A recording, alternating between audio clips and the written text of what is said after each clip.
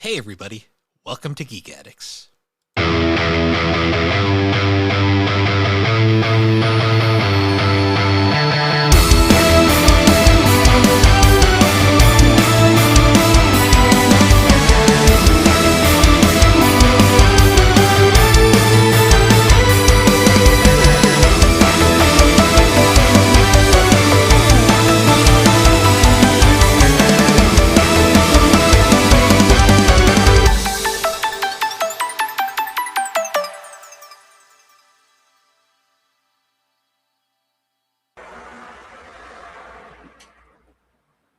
Hello and welcome to Geek Addicts, the pop culture podcast where we give our list of top 10 comic movies, even though they probably shift daily anyway. My name is Matt. With me, as always, Bill Barber. How's it going, Bill? You know, the best part is my list may or may not have changed 3 seconds before we recorded. I'm doing great. I was literally shuffling my list like 20 minutes ago. Yeah, I was changing it just before I hit the fucking send button for the link. I was like, like honestly, on any given day, it could be a totally different list. There could be like two of the same things on there. yeah, because there are a lot of stinkers, but there's also a lot of good ones too. And when a comic book movie is good, it's fucking good. So yeah, it's been it's weird. This summer feels like it's flying by. I don't get it. You know what's funny is not 20 minutes ago, Cindy was just saying, "Oh, it feels like the summer's going so slow." I'm like, "Really? It feels like it's going right along." Last year felt slow. This year it's just like, well, last year was fucking hell. This year we've had a few little heat waves, but it hasn't been nearly as bad as it has been in past years. Yeah, because it stayed cold. I think that's why the summer feels like it's going by so fast. Because like it didn't really start until like late this year, and it hasn't been super miserable so far. So, knock on wood. Yeah. It's not August yet. We don't know. August is to summer what fucking February is to winter. You know, it could change everything. Yeah. I was laughing. This is apparently a Kineticon weekend up here. Oh, is it? Yeah, because I was like, we'd seen the things. I was like, oh yeah. And I was like, you got FOMO? I'm like, no. I think it been I don't have the money for a con right now, but also Kineticon's been like the same thing for like the last few years. That's this rate. Yeah, unless I mean you don't really go to like panels or anything like that. So no, it'd be one thing if you were a panel goer, but if you're just going there to check out the art and the merch and comics and stuff, it's not going to vary very much.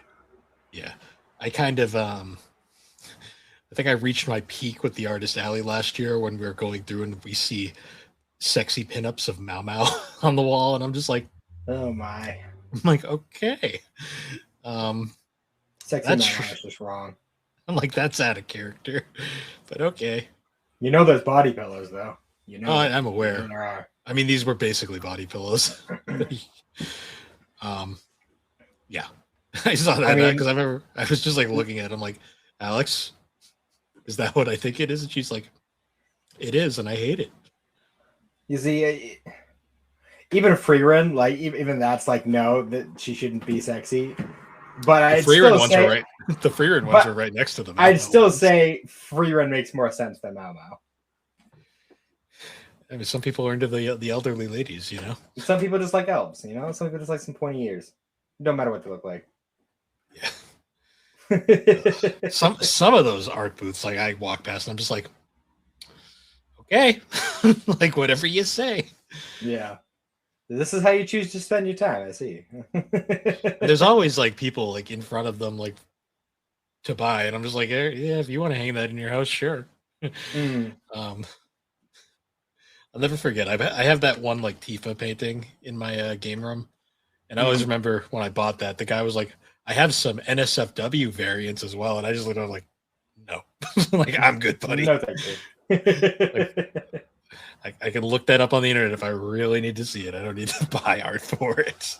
Yeah, especially for Tifa of all people. Like, there's no shortage of fucking Final Fantasy VII shit. Well, yeah, you remember when she was the most popular gaming character in the Italian government? Oh, really? You don't remember that? No. It was Well, like you an also got to figure I'm still fresh to Final Fantasy, so. oh this okay. So this was like one of the this is an old meme for people who don't remember, but this was back. So we were still at Richards at the time. I think it was right after COVID, so right before like the shit started happening, but after we got out of that hell. Um, and it was like somebody hacked like the Italian. There was like some Italian government meeting thing, like Congress, I guess, whatever. Somebody hacked their feed to just some hardcore like Final Fantasy porn. And it was just Tifa getting railed on the screen for like 20 minutes. And like all these politicians are just like horrified. But there's this one lady one in the back who's like very into it. But for like a while, everyone was joking saying Tifa was an Italian gaming icon. Fair enough. That was just funny. The funniest shit. And it was before like the AI boom too, so someone actually made that shit. I'll never forget that one. Not surprising. Not surprising. So what have you been up to this week, Bill? I went to see Weird Al over the weekend or over the week. You did. How was what that? A show. That was good. He's puts on a good show. That's the best way to put it. Played most of the hits. You posted a lot of pictures. Yeah. We weren't supposed to take photos in there, but I did anyways. You're never supposed to, but it doesn't matter. Nobody really cares. As long as you're not filming the entire concert and watching it through your phone, I don't really care if you're taking pictures. Yeah. When you see the people who literally just watched the concert through their phone the entire time, I'm like, yeah, it's fun. Yeah, that's annoying.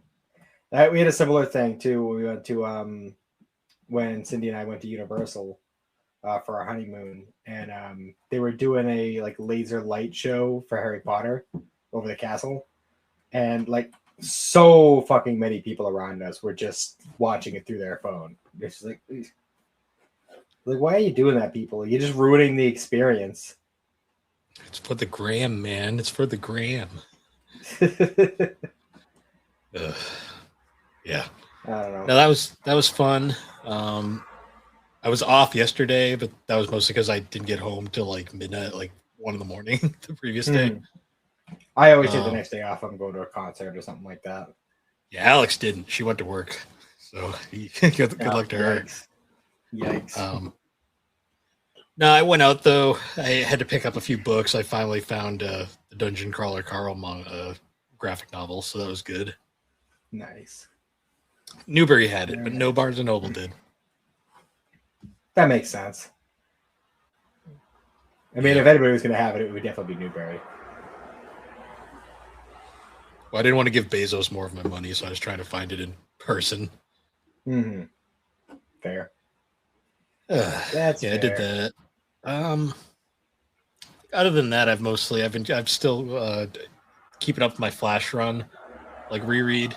I'm finally in the middle of the Jeremy Adams run, which is really that was like the big run where Wally came back as the main Flash, and it's been a joy to read so far. Nice. Like one of my favorite. There's a line in that's hilarious, where Wally's just it's just a weird dude sometimes, and he was hanging out with the other Wally. They were doing some sort of mission, and like he's just doing all this like goofy ass shit, and Wallace just looks at me. He goes, "Can I ask you something serious?" And Wally's like, "Go for it." He's just like, "How did you land someone like Linda?" And he's just like, I ask myself that every day before they just run off into the distance. That's great.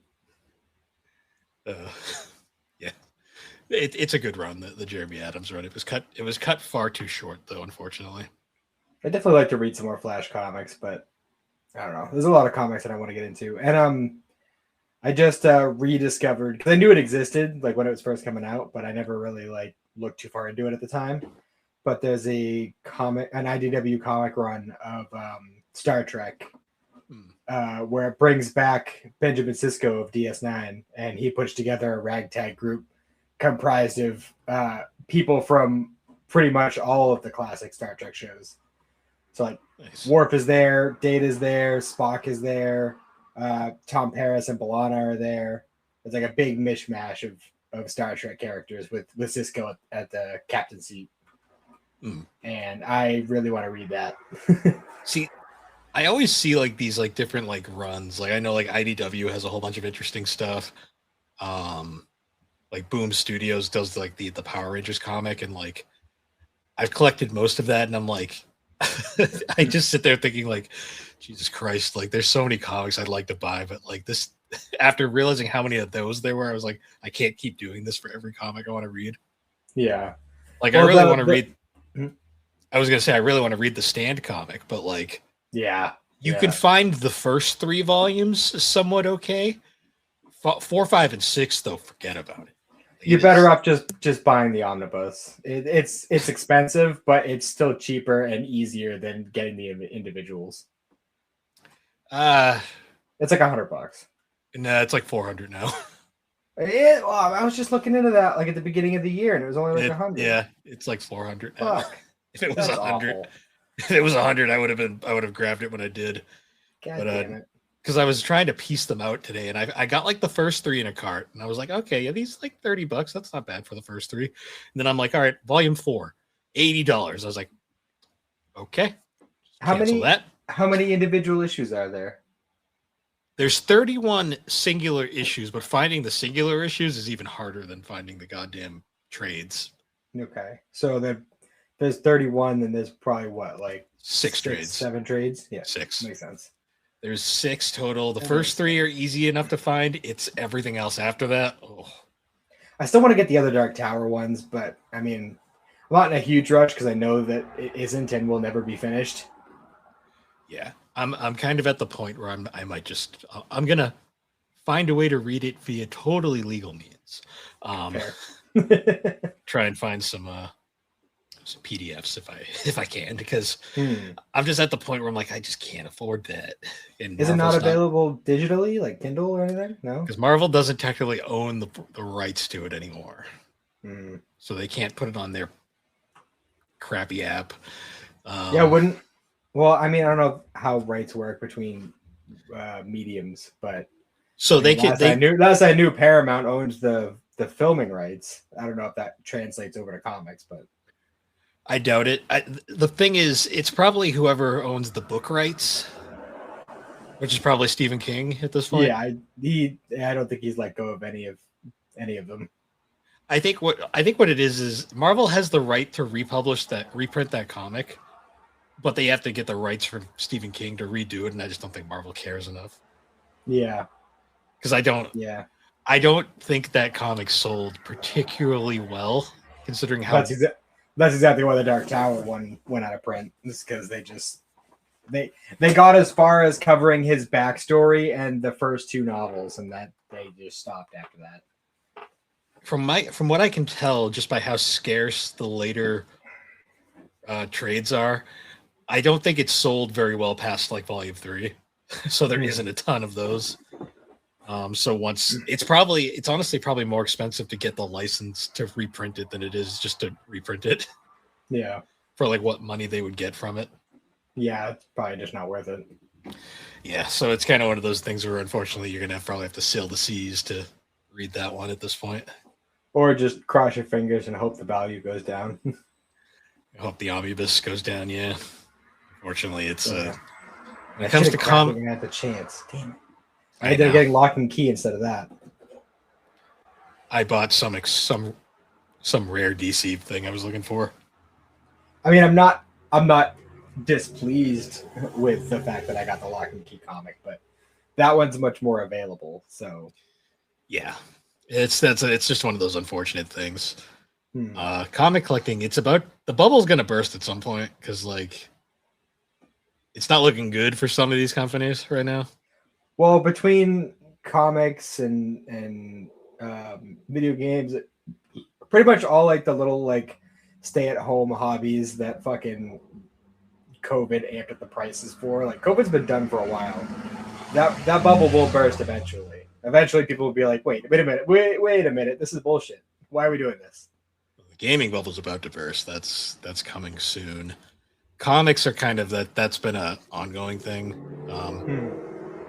Especially when you see like the way Marvel's been doing it lately, they're.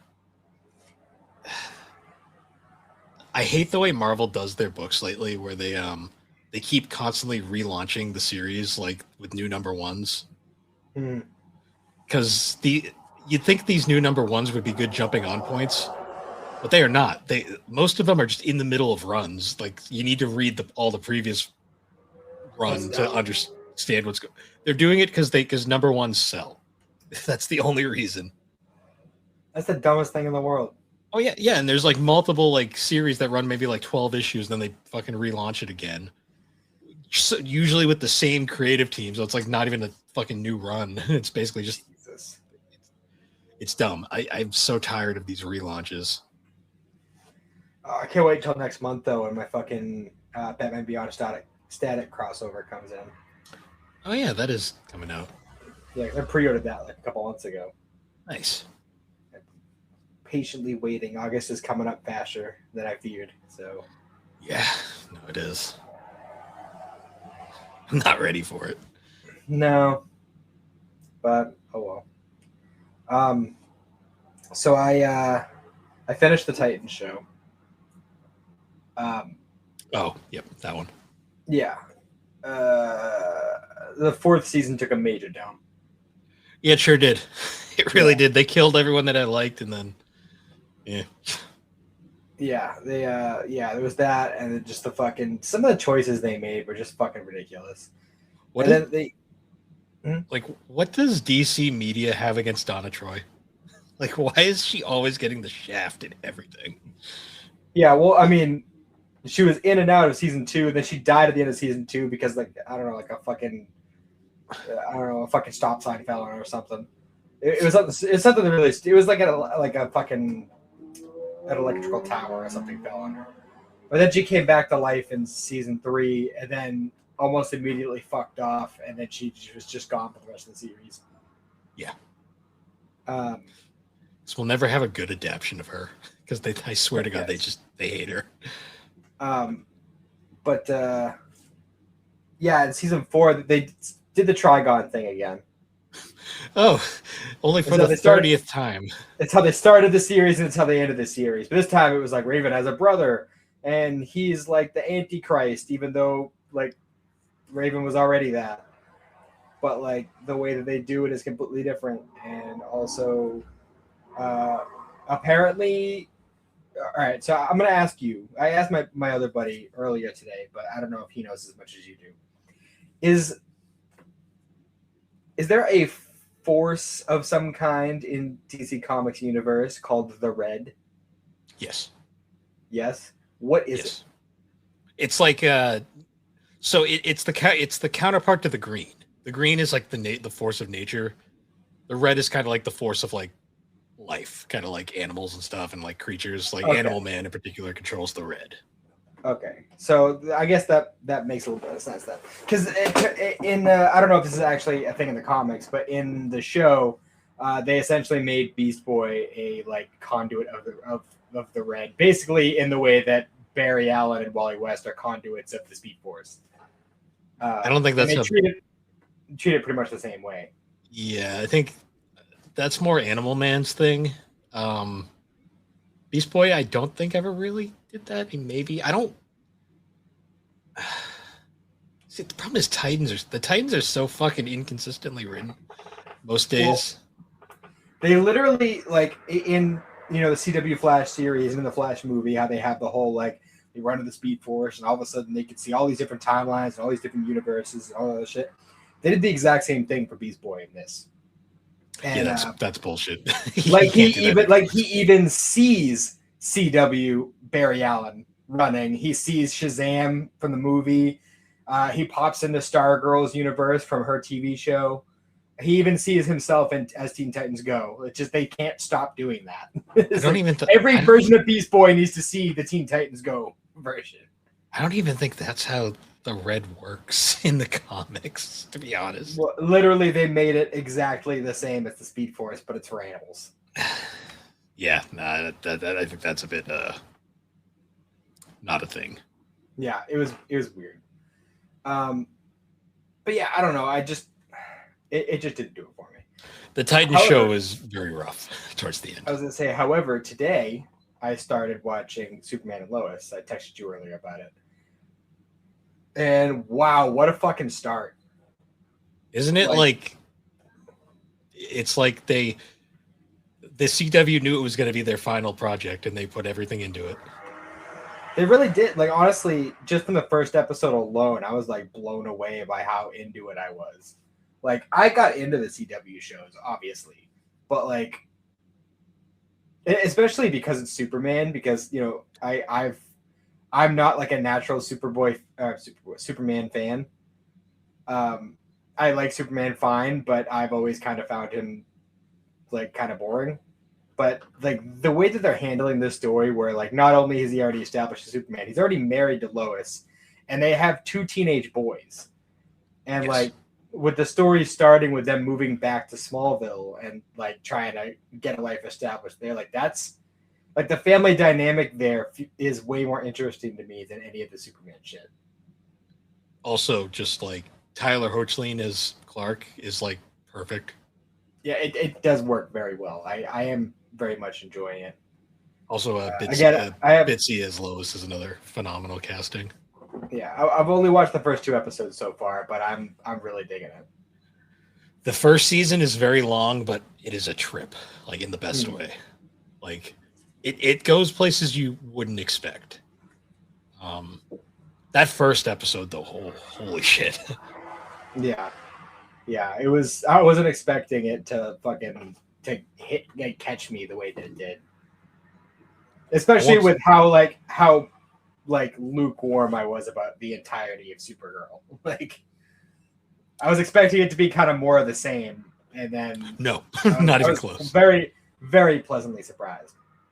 No, this one actually has stakes and drama, and like you actually care. And they're throwing in an alt universe version of Luthor. I won't say anything more because, there's a lot there. Yeah, I could tell. It's very, very intriguing. All I'm gonna say is whatever you think is going on, it's probably not it's likely not what actually happens. Okay, fair enough. Because the twists of season 1, it goes places that you wouldn't expect. Look, as long as the show sticks to them living in Smallville and doing the small town thing as well as the Superman stuff, I'm here for it.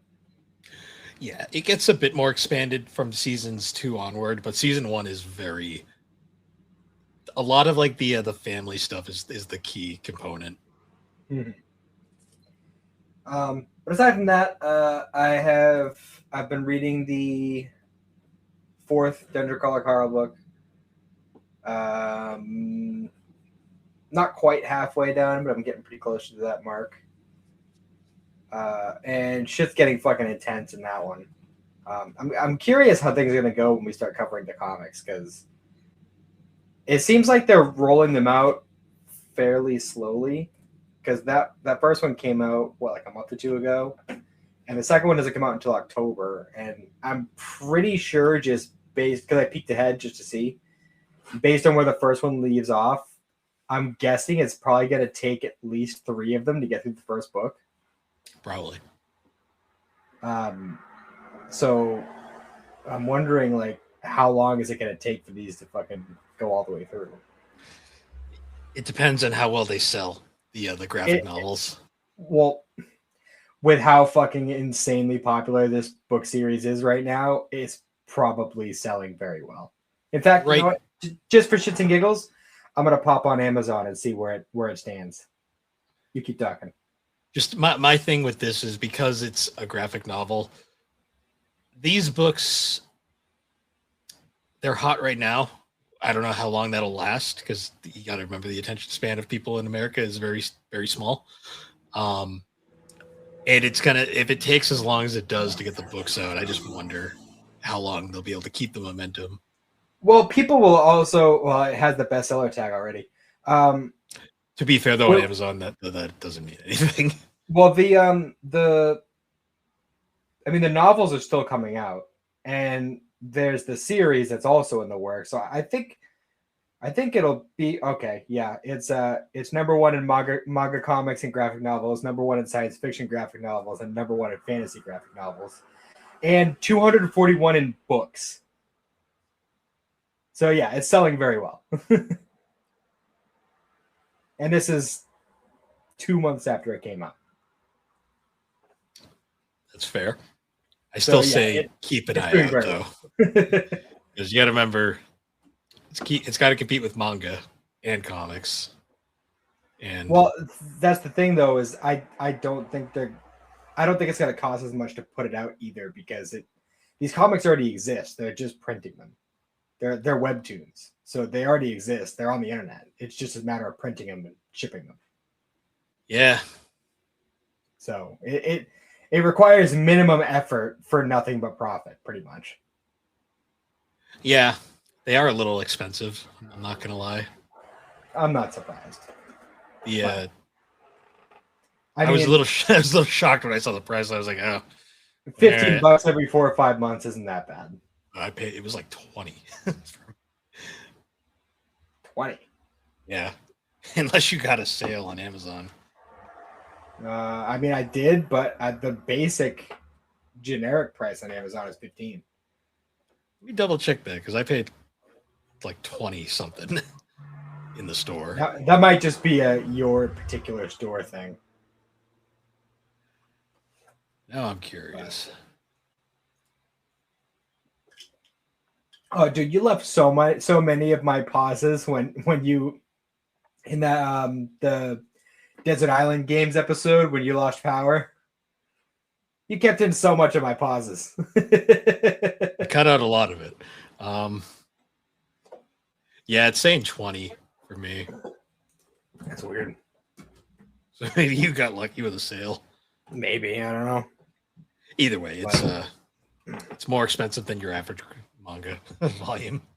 True. This is true. I mean, if you're looking at it as manga, it is longer than that. It's true. 50% longer. So see, the thing that's gonna, I'm curious how long they're gonna be able to sustain this. The thing that's gonna kill a lot of these smaller books is DC is fucking killing it with the fucking compacts. Yeah, that's true. Because those, but the Dungeon Crawler Carl series is like a phenomenon right now. Like everyone's fucking talking about it, especially the audiobooks. And with fucking Seth MacFarlane making a series for it, like I don't think it's going away anytime soon. No, it probably isn't. I'm just saying this as someone who's gotten into things that the attention span has died very quickly on. You can never be too sure these days. That's fair. So on the gaming side of things, I haven't really had much chance to play games this week. I have done a little bit more work on Final Fantasy 3, and I'm very close to the end. I only have like maybe 2 or 3 dungeons left. Because when you go on the walkthrough, I'm on like the second to last page. Well, I know there's still a decent amount left. It's still going to take me a few hours to get through it. Like, I just need to have the time to do it. But I'm very close to the end. I put all my other stuff on hold because I realized I was putting too much time into the fucking the Pokemon Rogue. Oh, yeah. And I was like, I already have 3 other games in progress right now. I should probably finish one of those before I dump a bunch of time into this game. Into a ROM hack, yeah. Well, it was a very well-made ROM hack. Fair. But yeah, that's pretty much what I've been up to this week. Yeah, I haven't done much gaming wise. I played Mario Party last night with the boys. I watched The Watchmen finally. The movie. The movie or the animated one? The movie. I watched the ultimate cut on HBO Max. 3.5 fucking hours long. Yeah, that's why I haven't watched that yet. I don't have time It is very well done. I will say it hit every point it needed to hit. There's only one major thing that they changed, and honestly, I think they changed it for the better. All right, I'll get to it eventually. I'm kind of Watchmen'd out at the moment, especially after I watched the animated one.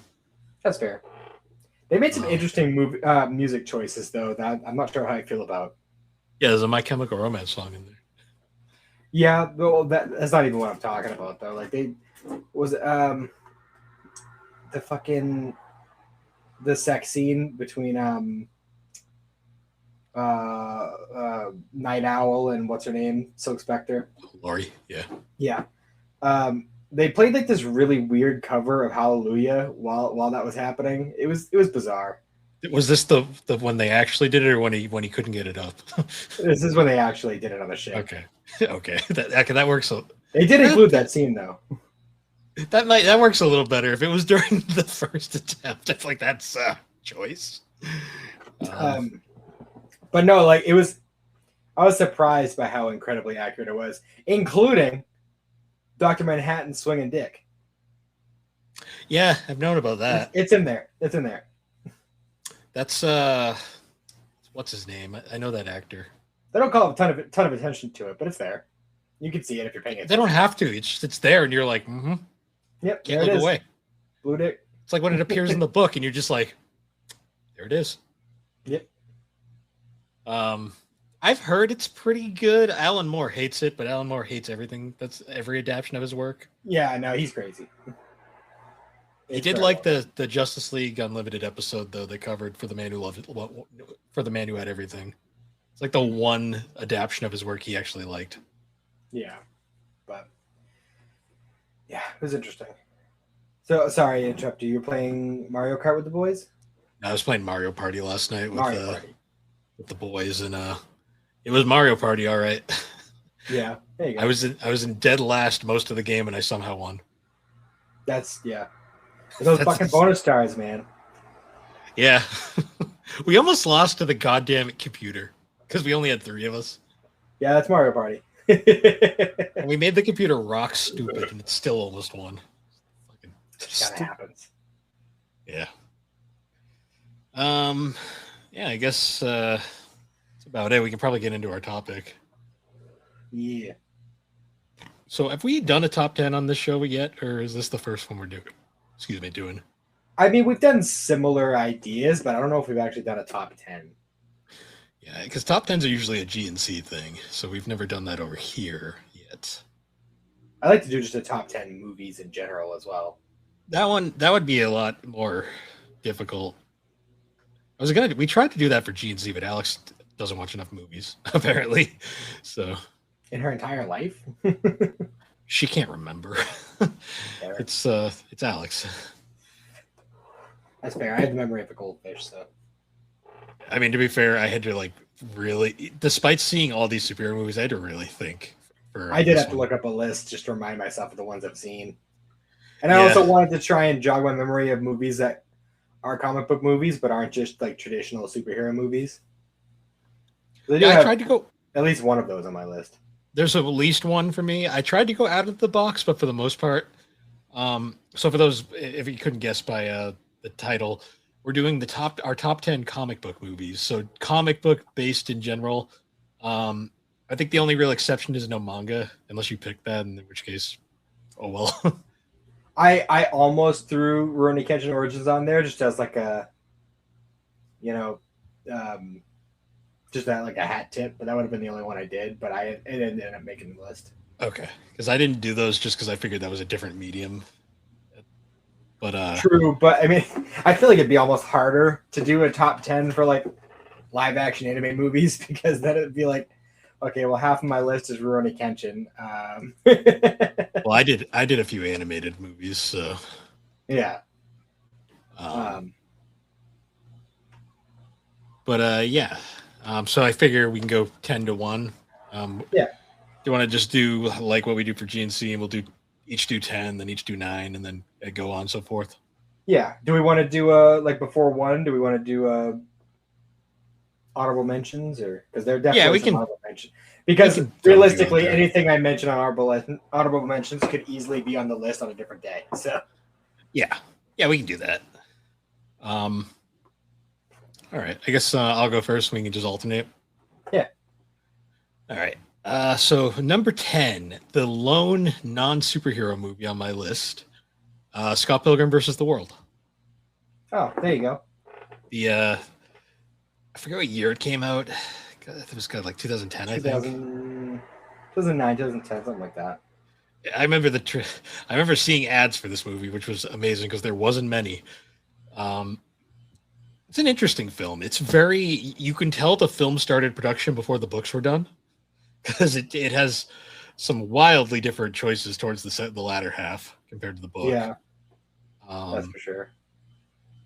it's a fun film though. It's classic. It's a classic Edgar Wright film that bombed when it came out because no one got it.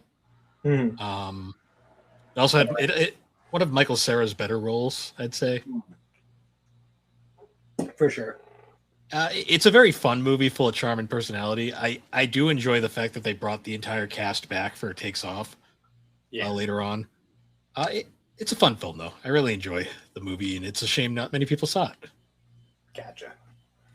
Yeah, it is. Well, I mean, it has gained a huge cult following since then. So, Well, like most Edgar Wright films. all right. Um, yeah. So my number 10 is probably not something that you're going to be too happy about. It's Justice League Flashpoint Paradox. I mean, I don't hate the movie. I just hate the art style. I thought the art style was done very well, especially Everyone with looks like roided out in that movie. He looks I so think janky. I think that was just a side effect of the time period. I guess I just the best laugh I get out of that movie is the meme about the "It was me, Barry."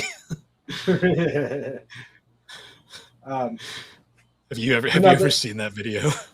I think so. Yeah. The- But no, there's a lot of things that I like about this movie. I love like the whole concept of like alternate timelines and stuff like that. This is one of the first of like the newer, um, like DC animated movies I had seen, and I just remember being blown away.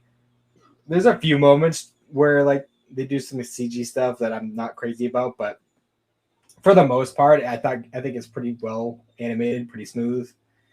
Um, and there's just a lot of like goofy, silly moments throughout, like despite how dark the story is. And like the whole Thomas Wayne as Batman and his wife becoming the Joker thing, like that is just endlessly interesting to me. Even though it's and they kind of do nothing with it. yeah, they just kind of pass it by. Like honestly, least- I'd be into it if they wanted to do like a limited run, just kind of going into like looking at some of like the seedier details of that universe. They did, and it still went fucking nowhere. Well, I mean, we all know how it ends, though. So it ends with the world being destroyed and Barry running back in time and fixing it. So, Well, except for the fact that Thomas Wayne comes back later. okay, that's weird. It's a lot. There's a lot. But either way, it's one of those movies that just kind of like that seeing that movie like made me want to seek out more of these newer DC animated movies. It's unfortunate the two it leads directly into kind of suck, but that's besides the point. Yeah, that's fair. Well, they're New 52 based, and it's like the worst New 52 stuff. I mean, considering that was like the start of this whole line of movies, it makes sense. Yeah. I think it's just because I really don't like Justice League War. That's probably my biggest gripe there. That's fair. I'm overly harsh on that movie, mostly just because I don't like the art style, but I don't hate the movie. And you also hate the New 52. I hate the New 52 because of what it did to a lot of my favorite characters. I mean, it literally erased my favorite character from existence for 10 years. Yeah, that'll do it. But I don't, because I do think Flashpoint is a great story. I just hate the fact that it was shoehorned into a reboot.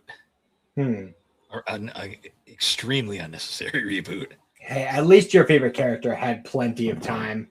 My favorite character got maybe 6 years worth of comics. That's it. But at least he's always perpetually existed. Mine just straight up didn't exist for like 10 years. Yeah. He Either was popular enough. He was popular enough to at least be included in the New 52, even though it didn't last. Yeah. Mine they tried to make into a new character entirely. To the point where now there's just two Wally West's running around. And that's compromise. I mean, they thankfully made the new one a good character in the long run. So, There. Yeah. What's your number 9? My number nine, it's a Beatles song, is one of the few Marvel movies you'll find on this list, Guardians of the Galaxy. Oh, nice. Guardians was one of those surprises because I remember seeing the trailer for it. I thought it looked like shit. Because like I knew nothing about Guardians, which to be fair, the actual characters in the movie I don't think were actually the Guardians in the comics at the time. But yeah, the movie just the trailer for Guardians did not look very good because they really just highlighted like the stupidness of it. Like it focused mostly on Groot and Rocket, and I was like, okay, this is a movie. But then I saw it on a whim because I think I got free tickets to see it. And I was surprised by how good of a movie that is. I mean, it introduced us to James Gunn in superhero movies. So that right there was a start. For sure. But I love the music cues, the story. Like it's got a very feel good like finish to it, and the sequel also held up as well. But I just think the first one is has like just slightly the edge. Yeah, for sure. Yeah, no, I really liked Guardians back in the day. Yeah, I enjoyed Guardians. I actually like all 3 of the Guardians movies. I still have yet to see the third one. I liked it. I liked what they did with it. It was interesting. There was some fun character moments in there. Yeah, one of these days I'll get around to it. Actually, on my list, well,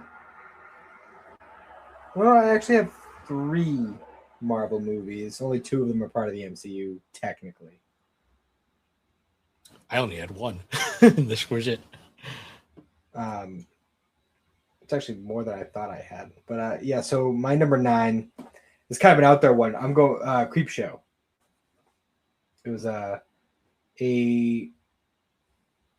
Stephen King and George Romero film from the 80s. It was an anthology. It was like 5 or 6 different like short stories in it. And it is delightfully bizarre. It's the best kind of bizarre. But it also has like its really creepy moments throughout. And it's just such a fun like it has like some of the weirdest shit. Like there's a whole like little story in there where Stephen King is like a farm kid and he gets infected by like an alien moss. And like he just gets fucking covered in the moss. It's like the weirdest fucking thing in the world. But so it's like the Swamp Thing. Dude, you watch that whole thing and you're like, oh, he was coked out of his fucking mind when he did this. It's so obvious. It's so fucking funny. Nice. But no, it's if you haven't seen it, I highly recommend it. It's a good watch. Okay, I'll make note of it. I mean, I'm getting the Stephen King journey right now, so should get around to that at some point. All right, so for number 8, this one is Superman 78, the iconic Richard Donner film with Christopher Reeve. It's like the quintessential Superman. Not even Superman. It's like the quintessential comic book superhero movie. Like it really is. It was like the first good one. It's the one that most superhero movies take inspiration from because it really nailed every aspect. It was perfect for the character at the time. I don't think he's a great Superman nowadays. Not Christopher Reeve, just like the Superman for the film. The way he's portrayed, yeah. He's perfectly portrayed for the 70s. Not so much modern times.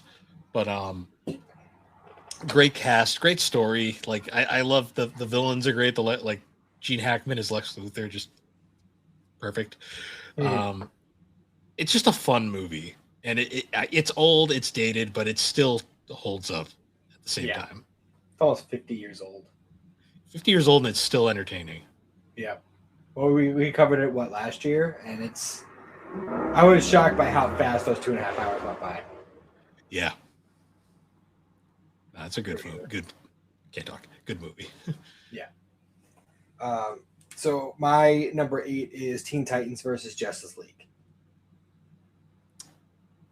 Oh yeah, this one. Yeah. Yeah, it's a animated film, and part of the reason why I did it is just because I love the Teen Titans. But I also there's a lot of things in this movie that I really enjoy. There's only one thing I don't like in this movie, but it's incredibly. Damien and Raven, that was weird. That's just weird to me. Well, I didn't see like many of the follow up stuff, but they never like actually. They more just kind of form a bond because they both had shitty childhoods.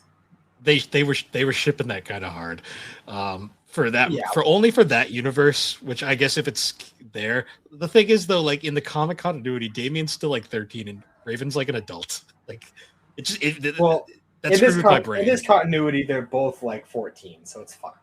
Well, because they just changed Raven's age on like a whim because she was like young in the comics, and then they were like, no, she's back to where she's supposed to be after at one point. But no, there's a lot of aspects of this that I love. I mean, just like the general like group aspect of it. Damien like actually develops in this movie, which we've gotten like little pieces of in the previous ones, but like he was just kind of always a shithead and just continued to be. And it wasn't until he was thrown in with like a bunch of other kids who have had similar experiences that like he really started to change his tune. Only the comics did that. Also, Damien and Beast Boy's DDR battle was pretty great. Yeah, no, I it was one of the first ones that I like really went out of my way. Like when I heard they were making it, I instantly went out and bought it. I don't know. I just love this movie. It's such weird. A fun story. That one's always interesting to me, just because like the Teen Titans get the real like highlight of everything. It's when the Justice League shows up, I'm like, oh yeah, these guys are kind of boring in this universe. The movie is also kind of a misnomer because there really is no big battle between the two teams at all. No, it's well, because the problem was when this movie came out, it was right in the middle of the reshuffling where they were kind of moving away from New 52 into Rebirth, and they were kind of undoing a lot of that stuff. So this movie was kind of a weird in the middle kind of thing. It was kind of hilarious too, like when I watched it, because like the movie is called Justice League versus Teen Titans, and like you're watching this movie expecting like they fight for like 2 seconds. It's not even there's like a build up to this big fight, and like they're like, all right, we're gonna do the thing, and they fucking jump through the boom tube, and fucking literally like within seconds, Damien whips out a shard of kryptonite, stabs Superman, that releases him from the mind control, and then he is the one who takes on the other Justice League members and like, gets them out of the mind control. So like literally, it just amounted to Damien stabbing Superman, and then Superman did the rest. Yeah, it's so funny when you go from that movie into like the death of Superman, which I think was like shortly after this, where like in this movie they still were really pushing Superman, Wonder Woman, because that was the New 52 thing. Yep. And then in like Death of Superman, it's like, oh yeah, that's just gone. Like they broke up off screen. Don't worry about it. So it doesn't matter. Didn't happen. we have to reaffirm Superman and Lois as a thing for the movies. Yeah, just the goofiness of those movies. Yeah. Yep. That's actually the second Teen Titans movie, isn't it? Or was the Judas Contract? Judas Contract was the follow-up, but if you're looking at Teen Titans movies in general, technically it's the second, because there was Teen Titans Trouble in Tokyo. Well, yeah, that's from that universe. It's still a Teen Titans movie though, which I haven't seen since I was a kid, which is why, I mean, for all I know, that movie is fantastic. I just don't remember, but it's on YouTube right now if you want to watch it. So really, I looked and I didn't. I only saw it for like rent, and then like there was like, the 6-minute episode, fucking like playlists of it. 1 second. I think it was in that playlist I found. Really, I didn't. Let me double check. Well, I know the Justice League versus Teen Titans is in there. God damn it! Yeah, it's actually.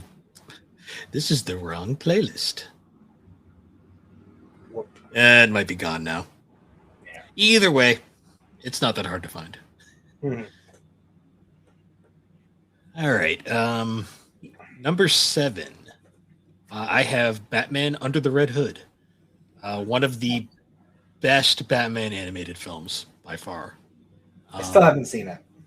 So it's a perfect. It's actually a superior adaptation to the comic of the same name. It basically it adapts Death in the Family loosely with Under the Red Hood, and it is just it's literally one of the best interpretations of that story. Like it has one of the so it's the movie that introduced Bruce Greenwood as Batman, Okay. the guy He did a who good job. so he later went on to do Young Justice. They brought him back Mhm. for that, but this was his first movie he was in, and it was so well received they brought him back for that. And he's basically the only other actor aside from Kevin Conroy that people really genuinely accept as like a modern like Bruce Wayne Batman. Mhm. Um, yeah, that movie's just super fun, super sad at points too, because it like I can imagine. it. Well, because Jason Todd is such a complicated character. Like he is like always on like a fine like knife edge between like being well written or being poorly written, and it's Mhm. like it's so easy for them to screw him up. So it's really good when you see like an actually well written interpretation. Yeah. Yeah, that was that era of like those the animated movies before they were trying to do them all like serialized into like the same style, because that one had like a very like comic, like it was very accurate to the comic it was based off of. Also, Mhm. John DiMaggio as the Joker, you wouldn't think that would work, but it is surprisingly really good. So I hear. You wouldn't think it would work, but my god, Bender Joker is surprisingly good. Yeah, I gotta watch that one soon. For sure. um, so my number 7 is Spider-Man No Way Home. Is this the one with Toby and Andrew? Yes. Okay. Um, I chose this one over like literally any of the other Spider-Man movies because it was as much as like I still tote the original like Toby movies as like the quintessential like pretty much the building block for the modern day superhero movie. Um, this was such a perfect way to cap off the stories of the two previous Spider-Men and then Yes. also kick off the current Spider-Man into like kind of a new kind of tone for the series going forward. They had to kill off Sexy Aunt May. Yeah. We couldn't have Well, that be a thing. he did his Uncle Ben moment, so he had to have an Aunt May moment instead. I know. I was always like, when they cast her as Aunt May, I was always like, that is such a weird choice that I wonder how long they're gonna keep going. And then they But killed her, like, and I was like, oh, okay. yeah. But like getting like happy endings for fucking the Green Goblin and Doc Ock and Electro, like that was it was like ridiculously compelling because like we grew up on these movies, you know, like especially um with Green Goblin and Doc Ock, like you know they like well or not Harry Norman Osborn wasn't exactly a great guy in the movie, but he wasn't as bad as he was after he became the Green. He was flawed, but he wasn't a bad guy. Kind Um, of a scientist myself. yeah. And then Doc Ock's story is just fucking depressing. Like it's such a sad story. See, the And best like part of that seeing them movie, oh god. the best part of that movie is that those actors got another chance to really like more accurately sell those roles. Yeah. Like the Especially guy like that so played many Doc years Ock later. was, oh yeah, the guy that played Doc Ock, he fucking didn't miss a beat. Mm. And then No, it was nice. Defoe actually getting to do a decent version of that character, not the fucking Spirit of Halloween mask. Yeah. And I also really like Doctor Strange, so having him be in there being such an integral part of the story was cool. No, My it's just there's so many things about that movie that I just absolutely adore.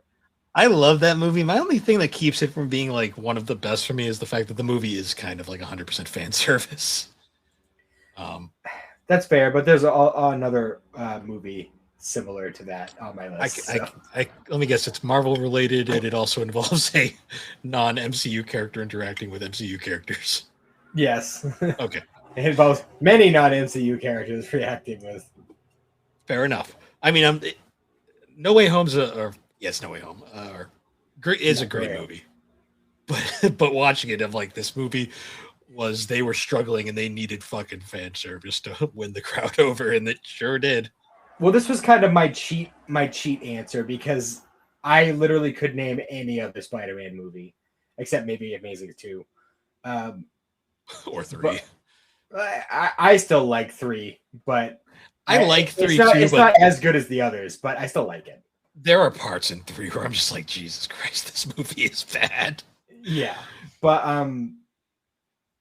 I just had such a hard time choosing that I just said, fuck it. I'm doing the one that they're all in because it's just it was the perfect crescendo for the previous Spider-Man, and yeah, I love that movie. I just love that movie makes fun of like the previous stupid things, like where Toby's like, "What is that? What's a web cartridge?" And they're like, right? It's the thing we launch our web from. He's like, "What? It doesn't just come out of you?" And they're like, "No." God, that was great. That was great. All right, that was number 7. So number 6, for me, it is Wonder Woman, the original movie, not the sequel. That's not great. So, like the original, like as far as the Snyderverse goes. There was the 84, which is no, I meant like before that. There's animated movies. Oh, okay. Because there's the 2009 animated film, which is also not great, but fair. That's besides the point. The live action 2017 film. Okay. Still probably the best thing to come out of the DCEU extended universe. Depending on who you ask, some people don't like the movie, but that's nor here there nor there. It was just great to finally see a Wonder Woman in live action that wasn't like half-assed, or the 80s show, which is its own fun thing. The story's fun. I like Chris Pine as Steve Trevor. I like the vibe they went for. I like that it was a World War I movie rather than like World War II, because you don't see a ton of World War I stuff. And it was like 100% like flashback, so like you don't have to worry about like the modern day baggage and shit. You can just get an origin story it's perfectly contained, and you really don't have to watch anything that came after it. You just kind of enjoy the movie for what it is. That's good. Yeah, the only bit of that Wonder Woman I've seen is the like 5 minutes of her in the Flash movie, which is a great scene. I mean, she's okay in that movie. Her solo movie is much better though. Well, I'm sure, but that like 5 minutes in that movie is like my favorite part of the movie. So, I mean, it's not saying a lot because Gal Gadot's not that great of an actress, but yeah, she did fine as Wonder Woman. So I'll leave it there.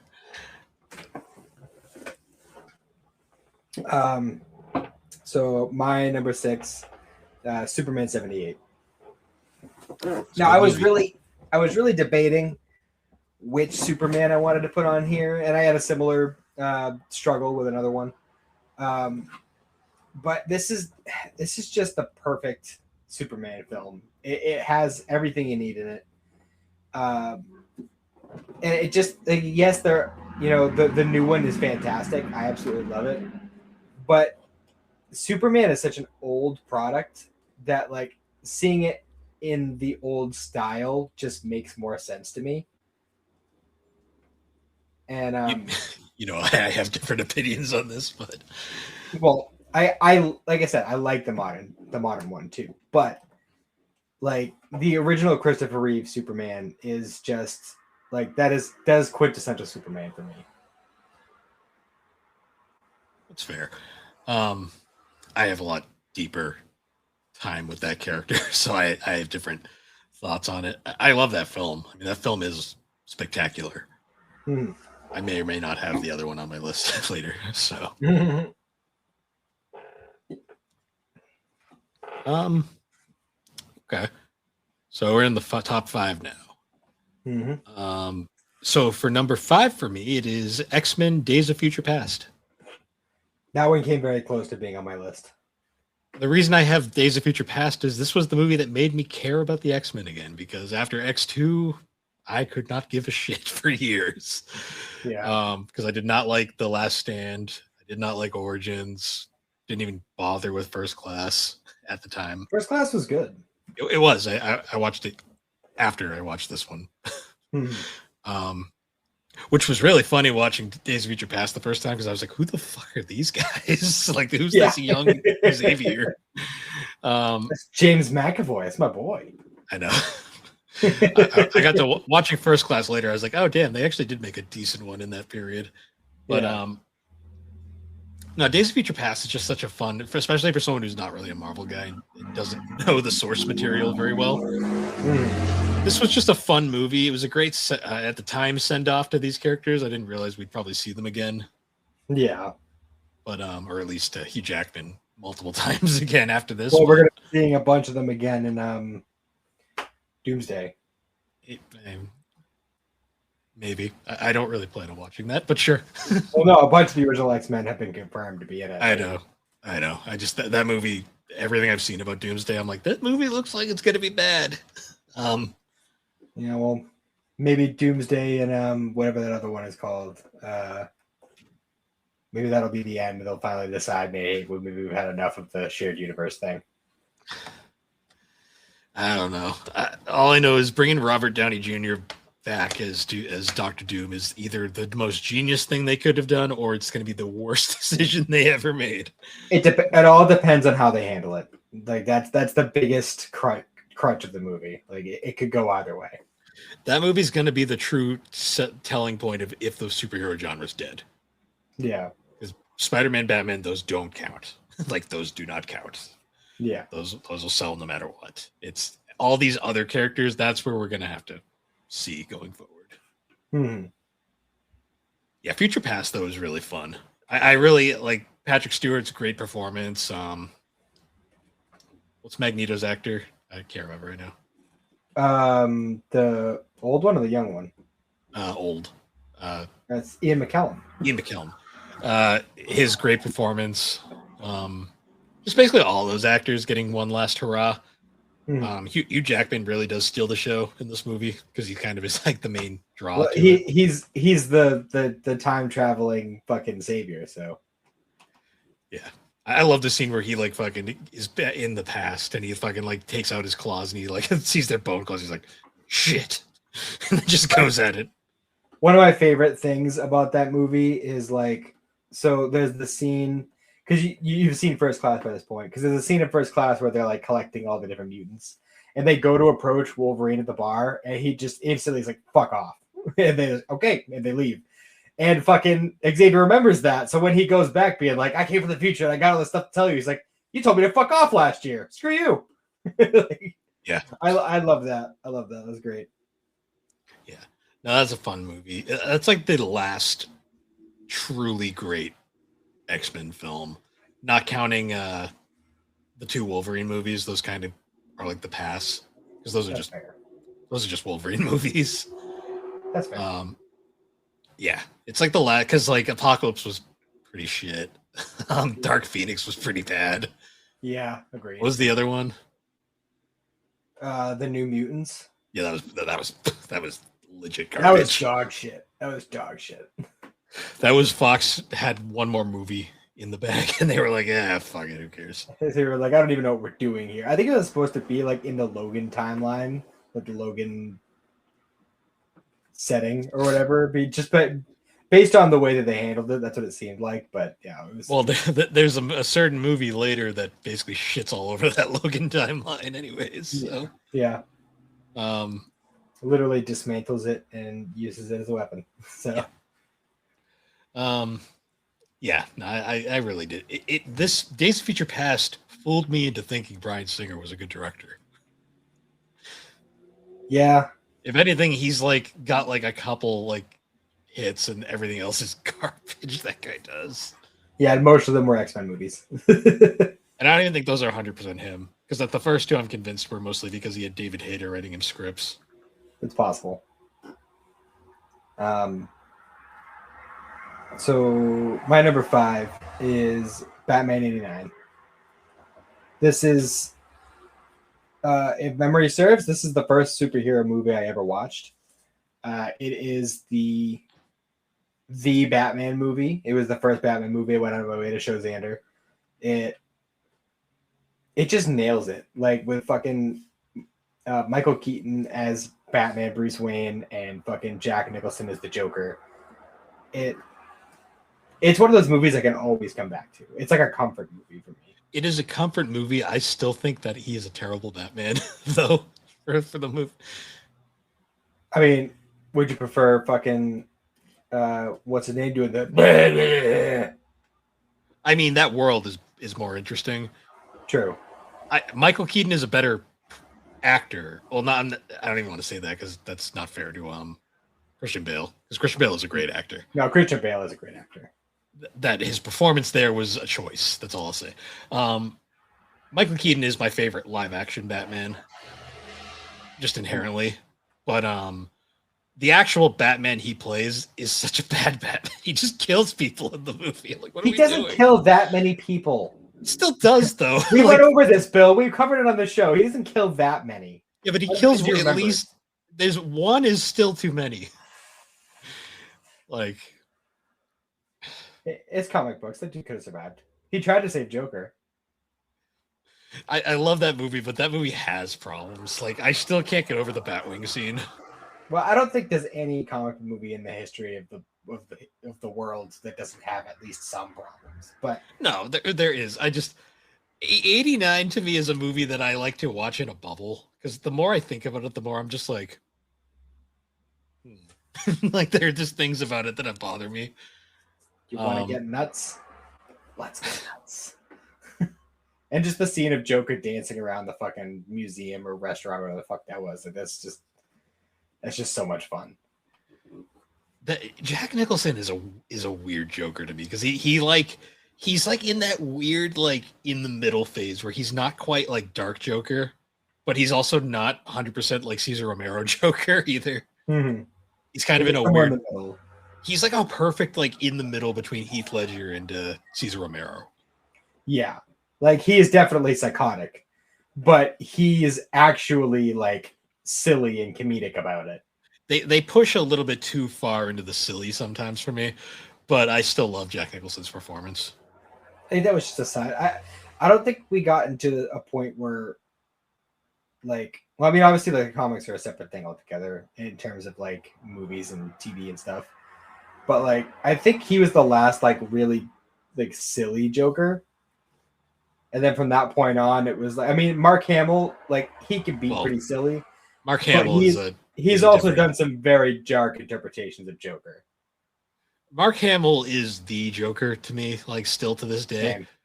I feel the same way about Kevin Conroy. Well, as Batman, like Mark Hamill and Kevin Conroy are literally one goes with the other. You can't not have them together. That's why Mark Hamill has officially retired from the Joker because he won't do it without Kevin. So, unfortunately, Kevin Conroy passed away. Yeah, but yeah, 89 is a great movie. I just think its flaws do keep it from being my favorite Batman live action. I mean, I still think that when you're looking at the total package, The Dark Knight is probably the better movie. But Batman 89 is just personally for me, it's one of those movies that that was the movie that made me aware that these movies existed and made me like them. See, I think part of it too for me is the fact that I didn't see 89 first. I watched Returns first. Oh. At least it was one of the other good ones. It was, but Returns is rough at times as well. It can be. It's darker. The Penguin is too dark in that movie. Like, Danny DeVito kind of went off script a little bit. Yeah, a little bit. Because that's just not what the Penguin ever was. Like, he was never... Even going beyond that, the Catwoman stuff is fucking super creepy, too. The creepiest part about the Catwoman is how tight that suit is on her. Like, apparently Michelle Pfeiffer was like, said in interviews, that suit was fucking killing her throughout the movie. Yeah, it was so tight. I believe, especially with the action scenes. Yeah. No, I prefer... Was Anne Hathaway was her in the Dark Knight movies, I think? Was she? I think so. Was she not introduced until... She was in Rises only. I never watched that one. To be fair, it's not a great movie. It's really not. Other than Tom Hardy, being, "Oh, Batman," doing, "I was the Dark Knight." that movie gets memed more than it. I've seen so many memes about that movie. It is definitely something. That being said, though, I'm moving on to number 4. Actually, ironically, my number 4 movie is Batman: The Dark Knight. Okay. It's see, like I said, if I didn't have such a tight connection to '89, it would definitely be Dark Knight. Dark Knight. The only reason because I initially had '89, but then I gave it to Dark Knight.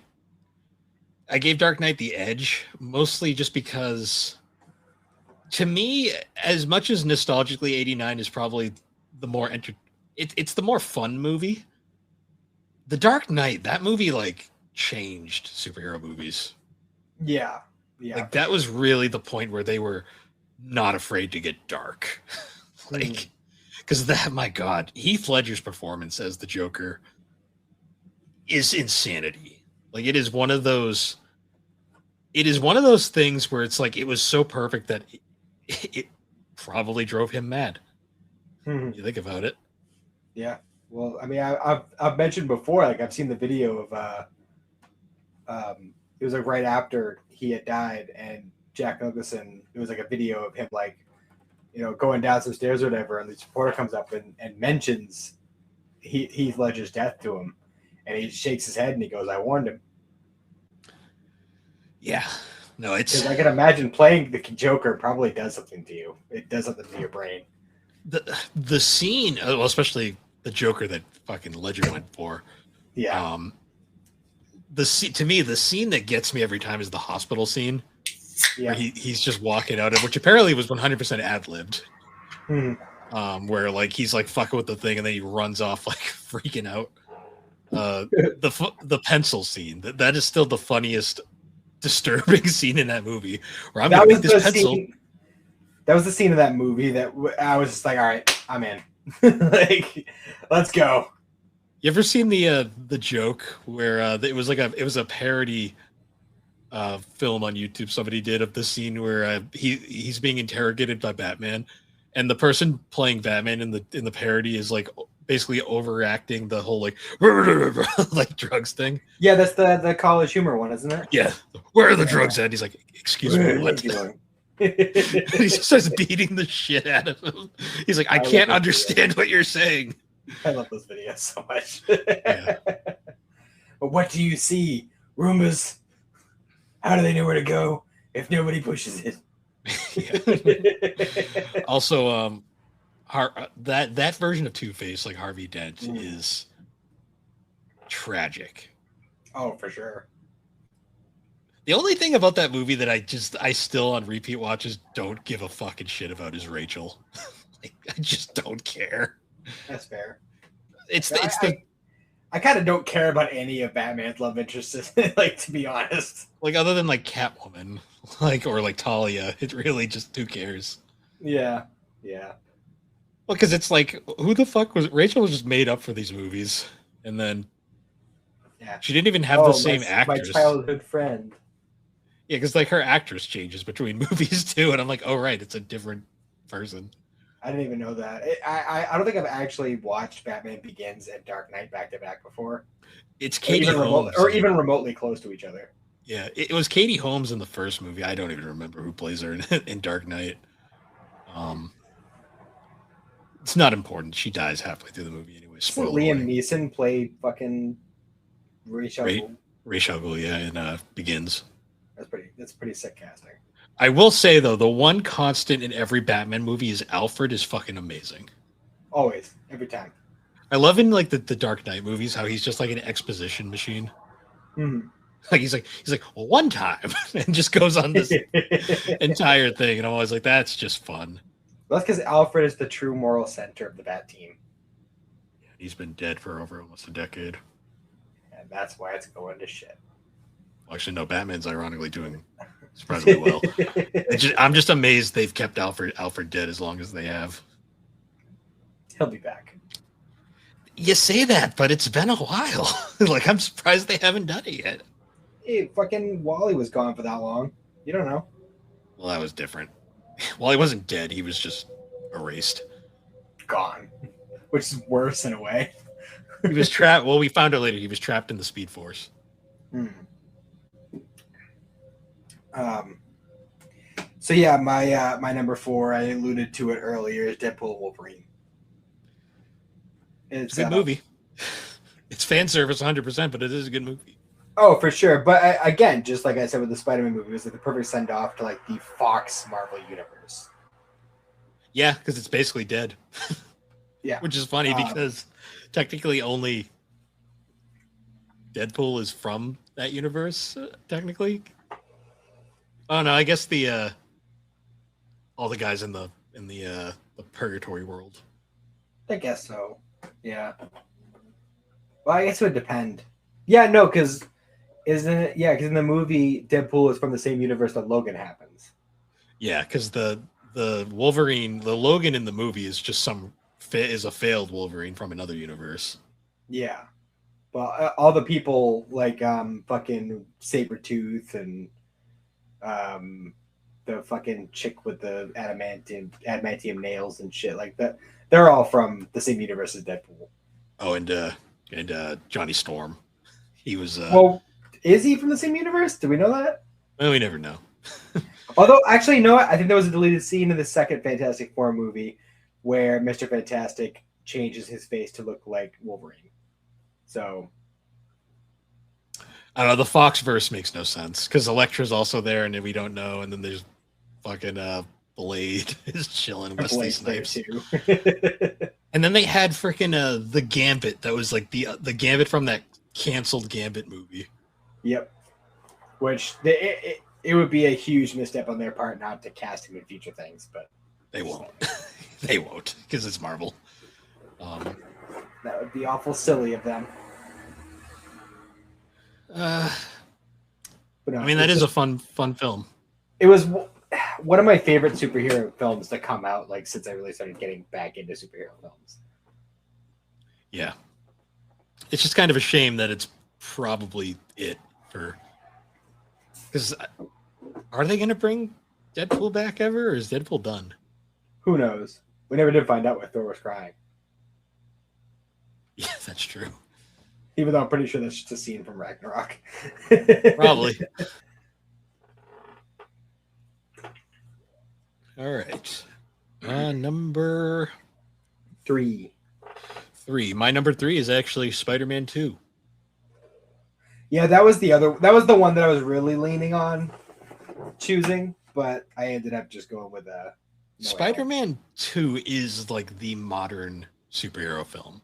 It's like that and The Dark Knight are kind of like the two that really solidified what superhero movies could be. Well, I said ever since our first round of superhero movies that we covered, that Spider-Man, like the first Tobey Spider-Man and the first X-Men movie kind of like set the standard for the two kinds of comic book movies that we get now. Is we either get like the kind of brighter, more hopeful, good boy kind of superhero films, and then we get like X-Men, The Dark Knight, like those kinds of films. They perfectly represent those two factions of superhero movies. Yeah. Which is just so funny nowadays when you look at where superhero movies are now, and we're like kind of in this weird, kind of hopeless era. Yeah, Spider-Man 2 though, that is an iconic film. Doc Ock, Toby, all those characters. It's so weird too because like, you forget that the first movie kind of ends where Toby's kind of a loser. Yeah. Well, I mean, he had the girl, and he let her go. He just said, "No, I'm good." No, that was the first movie. The second movie was wait. That's what I mean. At the end of the first movie, he basically ends as a loser. Right? Yeah. Well, he was a shitbag of the first movie anyway. Like, sorry. Well, yeah, he's. As much as I love that first movie, it is a horrible representation of Peter Parker and Mary Jane. He's such a bad friend in that movie. I totally understand why Harry Osborn went the way he did. Yeah, And as much as I like Kristen Dunst as Mary Jane, that is a terrible Mary Jane in hindsight. They're just really off. Yeah. Spider-Man 2 though fixes a lot of those problems. I love the movie, like even to this day. And it ends on Overall, it's such a probably definitely the best of the original three. it's the best Tobey movie by far. I still think it's the best Spider-Man movie in general to this day. Yeah, it's fair. Like the first Amazing was really good, but I still prefer 2. And then the Holland films are all fine, but I still just inherently prefer Tobey as Spider-Man. I don't dislike Tom Holland. I'm kind of sick of him at this point because they keep fan casting him and like fucking everything that involves somebody who looks young. But well, yeah, it's you got your starter pack. You got your Tom Holland, you got your Zendaya, whatever her name is, Zendaya. Then you got Chris Pratt and whoever else is popular now. I don't know. Yeah, Jack Black. Jack Black will play a villain. Yeah. I don't inherently dislike Tom Holland, but he is my least favorite Spider-Man. He's a great actor. I'm sick of seeing him everywhere. Mm-hmm. Yeah, Spider-Man 2 though. Love that movie. I can't argue with that choice, especially the top three. The scene where Doc Ock is like in the hospital and the claws are everywhere. Mm-hmm. That shit is so Sam Raimi. It's not even funny. Like that scene is fucking terrifying as a child. And then you watch it now and you're like, yeah, this is Sam Raimi, all right. Well, I saw that first Spider-Man movie in theaters, and there were some scenes in that movie that fucking freaked me out as a child. Oh yeah, I love that Sam Raimi has like his like all his like recurring actors. Like who's the guy that appears in every one of his movies? I can't remember. Because he does the narration for the goddamn video games too. Oh yeah, he does, doesn't he? This is gonna bother me. What's his name? Oh yeah, I forgot James Franco was Harry Osborn. Oh yeah. And that was his first big role. Bruce Campbell. That's who I was thinking. Okay. But these movies also gave us the literal perfect casting that is J.K. Simmons as oh yeah, the role Jonah. That he was born to play. He was so good they brought him back for the later movies regardless. Because he's perfection in that role. Yeah, there's literally nobody else you could do that. The fucking laugh, the laugh you're serious gif is still one of my favorite gifs to use. Oh god. Yeah, no, Spider-Man 2 is probably one of the greatest superhero films of all time by far. It is. It still holds up. It still looks good. Like I still think that is like the best Spider-Man suit you've ever seen in a movie. Like literally the only reason it's not on my list is because I'm indecisive as fuck when it comes to this kind of shit. And I needed to just settle on a list at a certain order just to fucking stop thinking about it. Yeah. That's fair. All right. What do you got for number 3? For number 3 is Scott Pilgrim versus the World. It's one of my favorite, like, just stupid movies of all time. That is a movie that the biggest problem with that movie, like getting people to watch it, is if you don't get what Scott Pilgrim's about, you're going to watch the movie and be like, what the fuck am I watching? That's exactly my first reaction when I watched it. But, I mean, my group of friends, when it first came out, like there was a period where we were all like super into that movie. Some more than others. I liked it. It wasn't until I revisited it years later that I was like, oh, this movie's actually great. Like, it's one of those movies that I come back to a lot. Fucking Xander loves it. Like I showed it to him fairly recently and he fucking absolutely adored it. Well, especially after you read the books too, and you get like a different appreciation for it. I still need to get the rest of the books. I'd love to read through the series again. But yeah, Scott Pilgrim, some of those jokes fucking kill me every single time. Like I can't get over how fucking funny that movie is. Yeah. From the books, my favorite is still at the end where Scott like finds out Knives' age and finds out she had just turned 18 like right at the start. He just cuts through the close up of Scott. It's just really sketchy 20-something-year-old. I'm just like, yeah, that's funny. Yeah. But no, my only real gripe with that movie is I don't like the Ramona for that movie. I just don't get it. She's not likable in that movie at all. She's great in the series. Yeah, But the actress did much better in Takes yeah, Off. but in the movie, she's just I don't get the attraction. I just don't get it. To be fair, everyone in that movie's kind of off. But to be also fair, the books weren't really finished yet because when that movie was made, I think they were only technically on like book 2. So Ramona was still kind of a dickhead by that point. But yeah, Scott Pilgrim. It's one of my favorite movies in general. I mean, to be fair, one of the golden things about Scott Pilgrim is the fact that both him and Ramona are terrible people. Like that's kind of the joke. Oh, for sure. They're like everyone in that book is kind of awful when you really think about it. That's why I love the idea of like the movie and the series, like having each of them really examine themselves and become better people. Well, I love the series because the series just gets meta as fuck, and that's kind of the joke. It's great.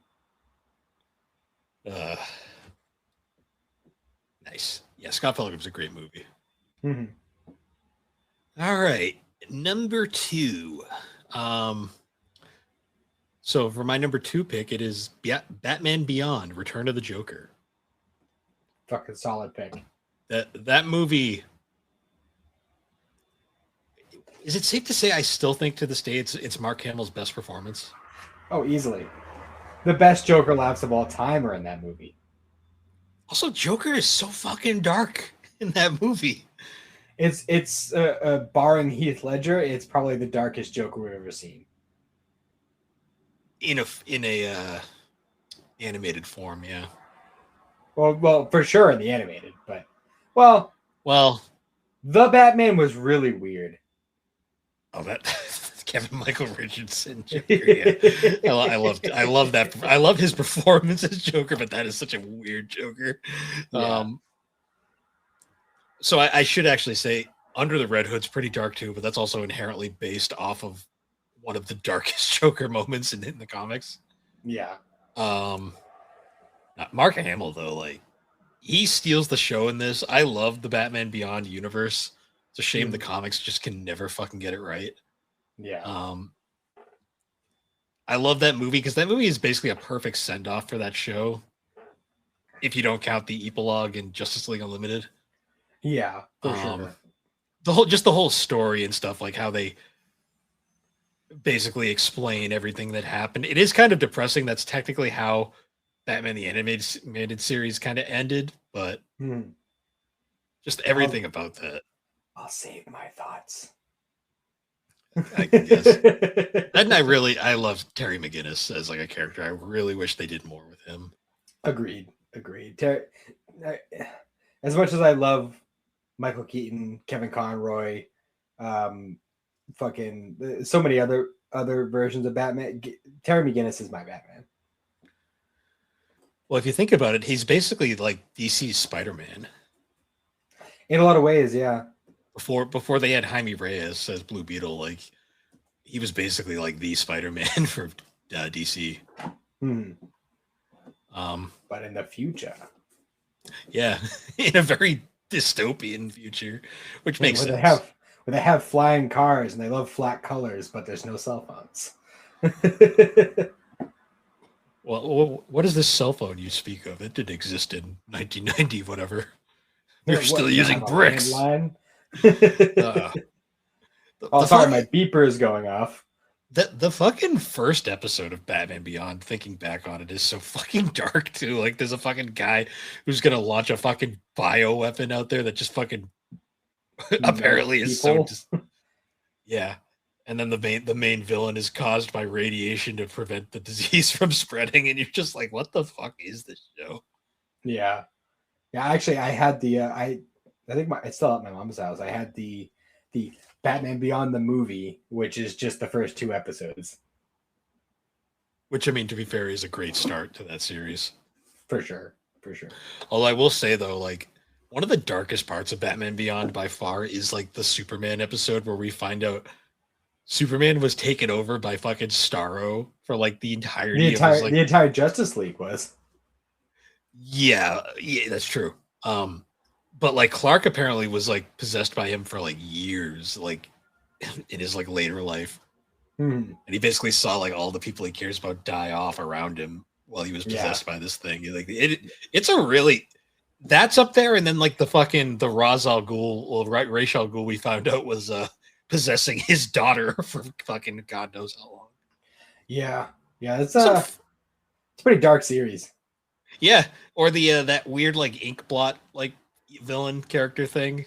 How she like that one dude is like obsessed with her when she's in jail, and then she fucking turns him into a blob creature at the end. Yeah, Some fucking dark episodes in that show for sure. for like 1999. Like, Yeah, uh, did like that show though a lot. yeah. It was. I always remember because they always played Batman Beyond and Samurai Jack back to back. What an era! Like, Yeah, what an era right. for WB. We grew up with like the best fucking cartoons. They were all so good they got canceled early because they were too violent for fucking TV. Yep. Yep. Ugh. All right. So my number 2 is Logan. That is a really good movie. Which again, like, it's funny how many of the movies on my list are just send offs, but like, yeah, it was the perfect like end of an era for the X-Men in general. It was a fucking depressing end, but it was also like tinged with hope. And also just like the way that they fucking canceled out Logan's healing factor is just ridiculous. Comics. It's just what was fructose corn syrup. That's what it was. They put a drug into high fructose corn syrup because they managed to isolate the mutant gene and was able to fucking suppress it. So they put a drug to suppress the mutant gene into high fructose corn syrup, which is in fucking everything. So there's no getting away from it. Yep. Which is just fucking wild. But like, no, that movie was fucking crazy. And it was good that we, you know, obviously like by the time Deadpool Wolverine came out, we got one anyway. But having a rated R Wolverine movie. Yeah, that was well, especially because the biggest complaint with the Wolverine was the fact that it was still rated Rated PG-13. Yeah, PG-13. Because everyone was just like, this should have just been an R-rated movie, but they were still too afraid to do R-rated movies. Yeah, but no, Logan is just it's just a great movie. Even putting aside the whole like this is based on a comic book, like it's just fucking it's done so well. The only downside to it is the fact that Deadpool and Wolverine basically just shits all over its corpse right at the start. That's true. Yeah. Which I'm like, it's funny, but my God, if you loved Logan, that has to be depressing watching that. And Xavier's death is like the saddest fucking thing in the world in that movie. At least Deadpool didn't shit on his corpse too while he was at it. That's true. Well, his corpse wouldn't be perfectly preserved, or his skeleton at least. Fair. Just that scene always gets me at the start of that movie where I'm like, oh wow, we're just shitting all over the beautiful ending of Logan. It's the best way they could have possibly started that movie. I mean, to be fair, we made up with it because we got to see fucking Hugh Jackman in the yellow spandex, the one thing we all wanted to see. Yep. I gotta rewatch Logan. It's been a long time. For sure. So we want to jump into some honorable mentions before we hit number 1. Sure. Honorable mentions. I'm gonna throw a few out there, I guess. Guardians 2, Ant-Man, Captain America, the Winter Soldier, Avengers Endgame, Shazam. Shazam was pretty good. Blue Beetle. I watched that recently. Surprisingly good movie. Batman Mask of the Phantasm. Like, what? That was actually released in theaters too, and nobody went to see it, which was depressing. Yeah, because it was just came out at a weird time, but it's like phenomenally animated. Just all those in general, like most of the stuff from that era. Yeah. So yeah, for me it's pretty much every Spider-Man movie, including the Spider-Verse movies. So I had those. Oh God, how did I not think of those? Yeah, Damn. those. Well, I mean, I've only seen the first one, but yeah, it's great. I love the Doctor Strange movies. Thor, the original Thor movie, I loved. Um, trying to think. I mean, there's a lot of animated ones. I'd like to say The Killing Joke. The first third of the movie kind of screws it up because The they focus portion on that's actually based off the Killing Joke is great. yes. But the fucking like first third of the movie where they just focus on like a D-list gangster instead is And just dumb. I don't need to see Barbara Gordon and Bruce fuck on a rooftop. Yeah. The fuck was that? Especially since like her and Dick are like a canon couple, so like it's just extra weird. It's like I'm gonna fuck your dad, then I'm gonna date you. Like, no, that's gross. The only people that the only two characters that everyone wants to see Dick with, or well, basically it's either Batgirl or Starfire, like Barbara, like Barbara or Starfire. Like no one, Yeah. Batman and Batgirl. That's just weird. That has always been weird. It's the one thing I love. Bruce Timm's like what his work on the animated DC stuff, but my God, that is the weirdest thing he keeps trying to do. Yeah. I don't. It's not. That's not even the only time that's happened because it happened in the goddamn Batman Beyond. Like that was a thing apparently. Yeah. It's fucking weird. Anyways, moving on from that. Also, the Guardians movies; those are also very good. Obviously, Infinity War and Endgame. Is it Ant-Man? Is it a hot take that I think the first Avengers is overrated? I mean, it's just a side effect because they constantly go back to it. See, my thing was that people hyped that movie up like it was the second coming of Christ. Like it was the greatest superhero movie ever made. Like I mean, at the time, it was a huge deal. I guess I watched it like later on after the fact. And I thought it was boring as shit. Like I'm not gonna lie. Yeah. Like I was so bored the entire movie. Like unpopular opinion, I thought Age of Ultron was more interesting. Fair. So that's a hot take right there. And what was it? I actually like the Daredevil movie. I think it's a fun movie. The Ben Affleck one. Yeah, it would never be on my top 10, but I still feel the need to mention it. It was certainly a movie of its era. Yeah, I think that's most of the ones. Oh, I'd throw out the first the Dark Knight movies too. Yeah, I'd throw out the first the first Fantastic Four from the Fox era was okay. Mm-hmm. Yeah, not great by any means, but there's moments from it that I thought were okay. It was fun. It was a fun movie. In the same way that Daredevil and the first Fantastic Four movie they're time capsules.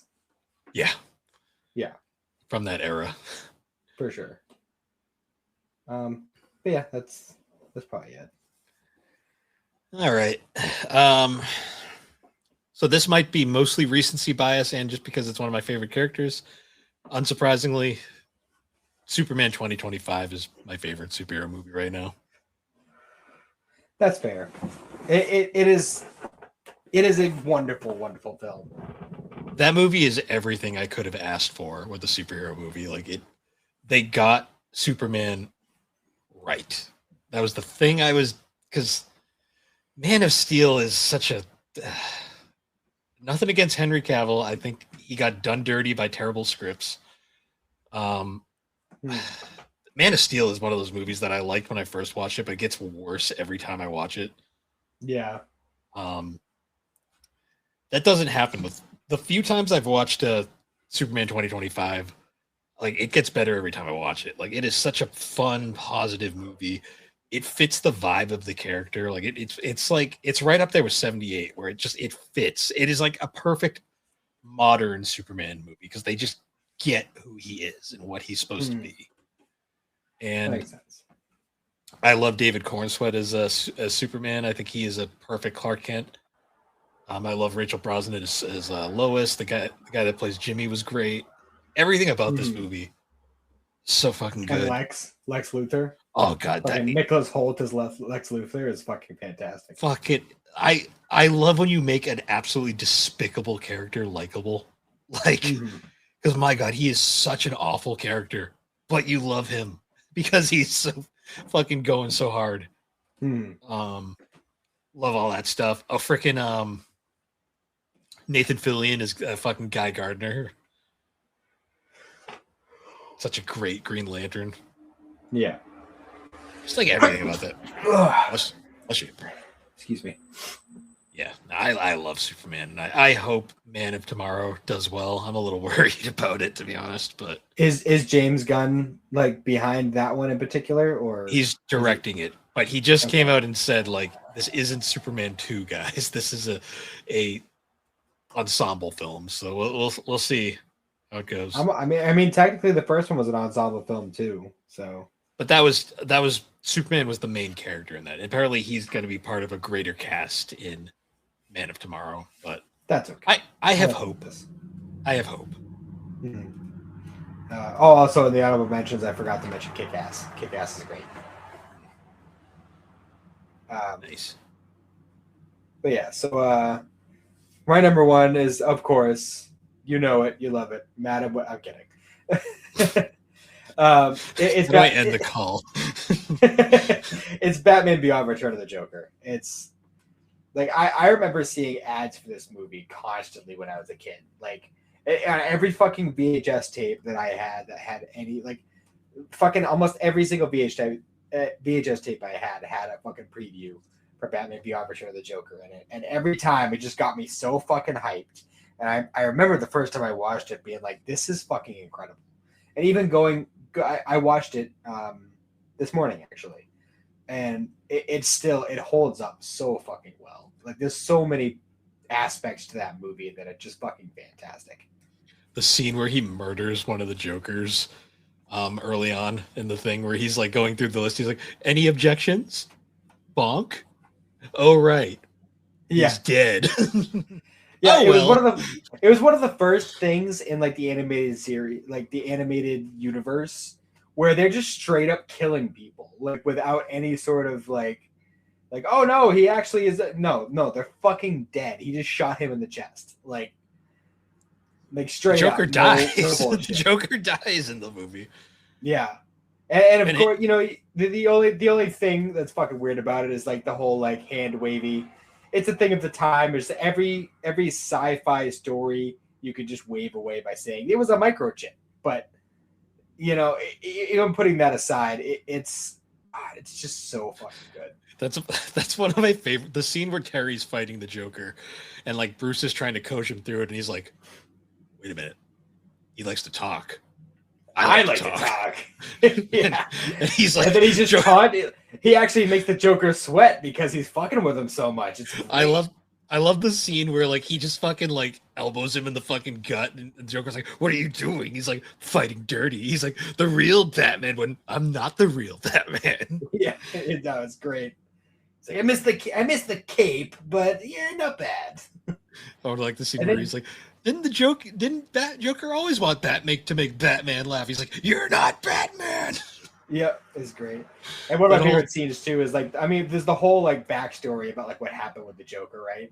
But like the whole scene where the Joker's doing the whole like, "I know who you are because I tortured Tim so much he told me," and like he does the whole thing is like, now it all makes sense, but it's anticlimactic because you know it turns out at the end of the day you're just a little boy screaming for mommy and daddy. It'd be pathetic if it wasn't. It'd be funny if it wasn't so pathetic. What the heck? I'll laugh anyway. It just does like one of the best fucking Joker laughs of all time. God, I love that fucking movie so much. There's just like so many great moments in it. I love the freaking the music behind it. Like that fucking Static X did that like fucking music video for the for the movie, and you got Wayne Static in this like bat suit. I'm like, what the fuck are we doing here? It's like, right. That is the most early 2000 shit you'll ever see. Oh yeah. Fucking God, there's so much about that movie that I just absolutely adore. I can watch that movie over and over. Like the part where he's choking out Terry. He's like, "Any last words, Brad?" He's like, "Yeah, one." Ha ha ha, and just fucking buzzes him. The joy buzzer is the undoing. Yeah, it's great. And just like the whole reveal at the end, it's just like, no, surprise, bitch. I was inside Tim Drake all along. Yeah, the surprise shock.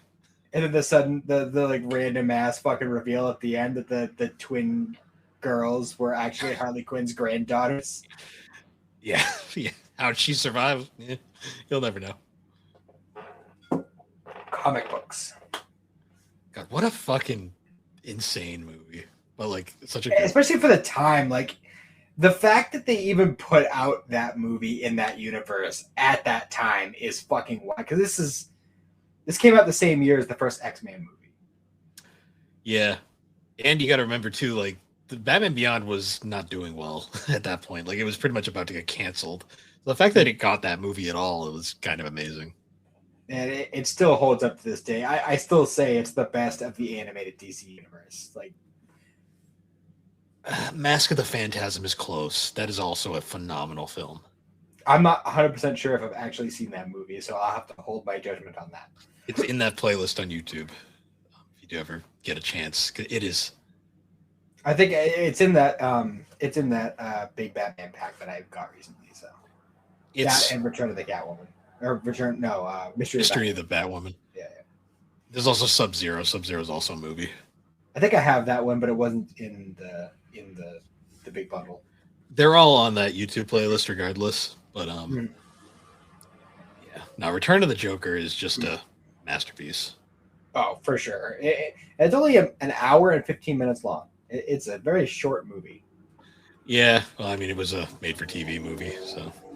Yeah, but it's just I can't rave enough about it. So I just gotta. I still love how the censored version is somehow more violent than the non-censored version. I don't even know when was the last time I watched the censored. I don't even know. The censored version's harder to find than the uncensored version. Okay. Because most people have never seen it, but like the scene where the Joker dies, like in pretty much every version, the uncensored version, it's like he gets shot with the fucking bang gun, and he has the classic line where he's like, "That's not funny. That's not funny at all." In the censored version, because they can't have him get shot in the chest, instead he gets knocked into some exposed electrical wires with running water and gets electrocuted to death, and it's like significantly more violent. Yeah, that's almost worse. But that's acceptable because there's no gun. It's about right. Even though Bonk gets shot earlier in the movie. Censorship is so fucking stupid sometimes. Yeah, for sure. For sure. All right. Well, we're at an hour 40. We should probably get into the segment. Indeed. We don't have music properly for this one, so I just gotta pick one and we'll go with it for this one. All right. So the third. The third episode of Haunting of Hill House, titled "The Touch." Very appropriate. So this is our Theo episode, the middle child. It's very, very clear that she is the middle child too, because she acts like it. Yeah, very detached from everything. Yeah, very much like I'm just gonna do my own thing over here. To the point, there's even a scene earlier on, like or later in the episode where like we're revisiting the whole he's about to release the book or he just released the book. And because we had the scene in the last episode where Shirley was giving him a bunch of shit about it. And this is like a follow-up to that scene where he's like, yeah, so like I'm releasing the book, but like Shirley talked to me recently and like I was thinking about it and I decided I'm going to share the royalties with all of you. And which, you know, based on what my publisher is saying, it's going to be a lot. And fucking like Theo's like, everyone's got like their own like really strong opinions about it, and Theo's just like, I don't fucking care. Like I just want to move on with my life and focus on the future, which totally fair. Yes. But I also love how fucking Shirley just speaks for everybody else in that scene. She's very annoying. Like, yeah, you can see why she's my least favorite character. Also, I have to say, the previous episode had all the bug shit, and I was not a fan of that. I was not expecting this one to just be like, oh, we're just going into dark as fuck shit in this episode. Yeah. Well, I mean, like one of the first things that comes to mind is the scene where Luke wants to get lowered in the fucking dumbwaiter when they were children. Or no, he wants to take a ride on it, but they don't think it can go down. They think it can only go up, and it ends up taking him into the basement that they didn't know existed, Yeah, where he gets somewhat attacked by a ghost. yeah. Everything in this show is so confusing, but yes, sort of. Well, it's because of the way like everything bounces around. I think it's the constant jumping in time that is the most confusing part about it. Yeah, I was more horrified by the scene where she's laying in bed and being like, "Oh, bad dream, Nell. Okay, Nell, you're hugging me too hard," and then just like, "There's nobody here." Yeah, The fuck was that? that was the scene that opened this episode. Yeah, it was like, "Oh, we're doing weird shit." Okay. Yep.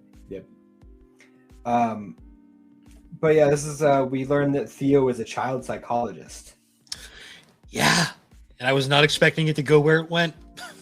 Yeah, well, it's one of those things that's gonna happen when you're in that line of work. Someone call Chris Hansen.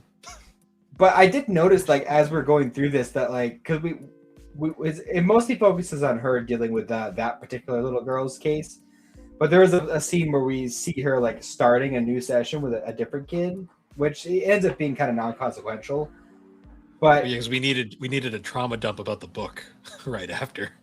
but like I was also gonna say that like we had the whole bit where like I think they included that scene with the little boy because we needed to see what she was like when she started a session with a new child.